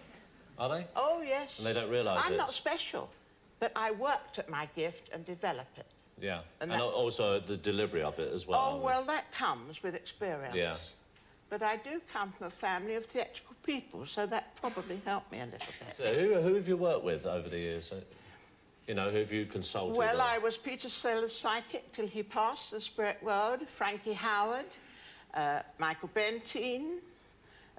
Many people fly from all over the world to me. I try to condense my life now, because after all, I should be 76 in February, and I like to not do quite so much. Now, can I, just back to what you actually do? I mean, we have an audience here tonight, and would you see something in somebody? Yes, I can, but I'd like to, first of all, to say something to you. Oh. Because when I came through to you today, and I didn't want to tell you, but you stopped me, so I've got to tell you this. I had a gentleman who built at the back of you. Now, he wasn't family, but I should think he was, I felt, an old gentleman. When I say he was old, well, I'm 75 or 6, and I don't believe I'm old, so it's a difficult thing to say. Yeah. And he said to me, he called you son or boy, and I felt that you might have, he worked for you at one time, because I felt that you had either helped him or he'd worked for you, because he said to me, I'm so proud of what the boy has done. He didn't say Michael, he said boy. Now, you either called him Pa or Pop, because that's what I felt. And he said to me, will you tell him I'm still one of the firm? He didn't say anything else. I'm still one of the firm. He said, and I want my dues. I'm so grateful for what he did for us. Can you understand this? Well, the only one that oh God, you thrown me a bit now. That's all right, don't worry. But the main thing is, he's been with me all the afternoon, and he's so determined that I would give it to you. He wouldn't let me escape. He said, he was a very determined man. He didn't take my bike, did he? Not him. No, seriously, the only one I can think of that I felt like that about is the only man that ever did anything like that to me. I mean, my dad left home when I was 11, so that was another story. It wasn't him. No, it wasn't your father, but I felt you would have either called him Pa or Pop, and he would have referred to you as boy or son. Well, if ever I did, you know, as you come through the business, I've been struggling away for years even to get this far, whatever that's supposed to be, this far. Yes. But, I mean, would be Eddie, which was my father-in-law. It's considered one I treat as a dad. He didn't say Eddie. He might have said Edward, but he didn't say Eddie. Mm. Did you call him Pa or Pop? Because that's what I felt. He wasn't your father. But he's so proud of what you've achieved. But he said, I'm still one of the firm and I want my dues. Do you understand? I don't know what he wants. No, I think he wants me just to keep an eye on the business and not spend so much bleeding money. That's it. Because he was very strict. He was very strict. Very strict with money. He wasn't strict with me, but he was very strict. He was a wonderful man. But the way he ran the business, he set it up, and he made me take wages and not spend it. He was a very caring man, I think, a very lovely man. He taught me to only be interested in the career and not worry about money so much. Anyway, let's get back to you. That's what we're talking about you. It's very kind of you, and it's thrown me a bit, to be quite honest. Well, it's normal to me, you see, because, you know, it's like breathing to me. It's my life. Yeah. But people say to my husband, how do you live with her? Well, I live a normal life. The way you're holding my hand, looks like he's going to go, And my children accept me. There's no problem. Yeah, and you're happy? Oh, very happy. Yeah. And I'm not afraid to die. No. When it's my time, I should go. But I've got a lot of work to do yet. All right. Well, we thank you very much indeed, and thanks for letting me have get back in contact with Eddie. I miss him dreadfully. Well, he's one of the firm. Now, don't miss him, because he's one of the firm. Yeah, well, he can send the VAT receipts back That's in. it. Doris, my next guest...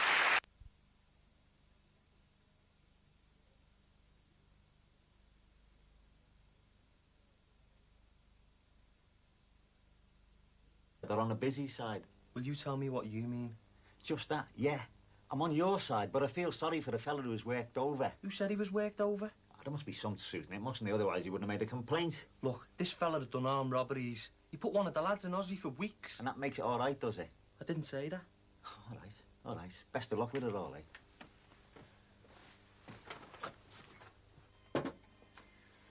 Are you sure it's a wind-up? Oh, I've told you he's not German, he's English. Oh, the rotten swine. I wouldn't have known what to say to him if he was. Well, it's all right, OK. Come on then, you two. Grab yourselves a drink, come through, he'll be here in a minute. There he is now. Can't beat his Germans for punctuality, can you? Now, start practicing. Guten Abend, mein Herr. Danke. Don't mention the war. There you go. Here's your wine. Cheryl, this is Martin. Hello. I've heard a lot about you. You said he was... Come on then, you two. Klaus is dying to meet you. Come on, Terry. Fooled you. All right. Sue. I'm sorry, I've got to go. Sorry. Sorry. Sue!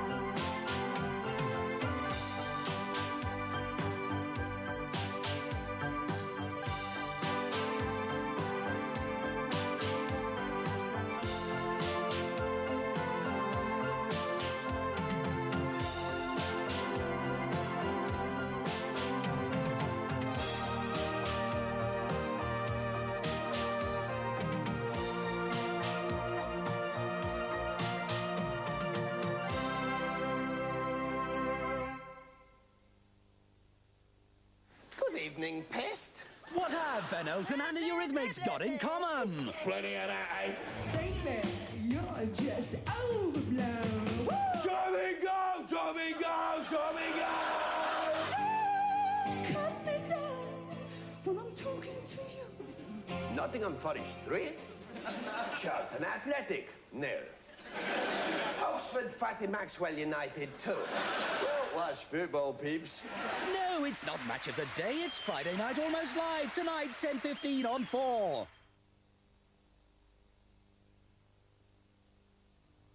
Well, next tonight we're showing Godley and Cream's first documentary for television. The assassination of an American president in Dallas 25 years ago produced shockwaves which still reverberate around the world. Who stood to gain from Kennedy's death? And why is the truth about what really happened still emerging? Dispatches tries to answer these key questions in a few minutes. What is this thing called, love? Oh, HP Fruity. Oh. It gives everything a tang. When the day starts a little too soon and you feel you could sleep till noon, he knows what it'll take to get you away. Maxwell House in your cup. Get the Max. It's the great way of waking up. Get the Max. Maxwell House is the way to the taste of today. Now what's all that noise? Well, boys will be boys. Get the Max. Maxwell House. Get the taste, get the Max.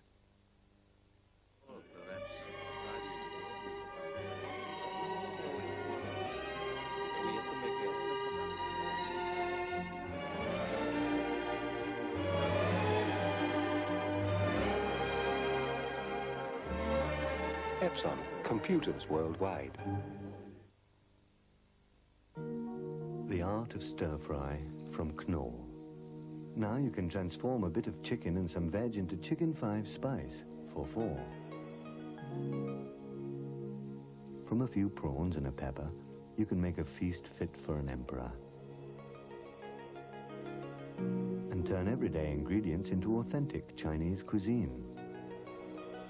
The art is yours with new stir-fry recipe sauces from Knorr.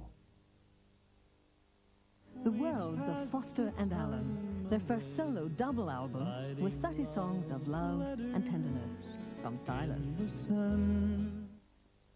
When you tumble dry, are you using the right fabric softener? I use a liquid softener in the washing machine. I use bones in the dryer. My things are soft. Mine are too. My liquid, she reduces static cling.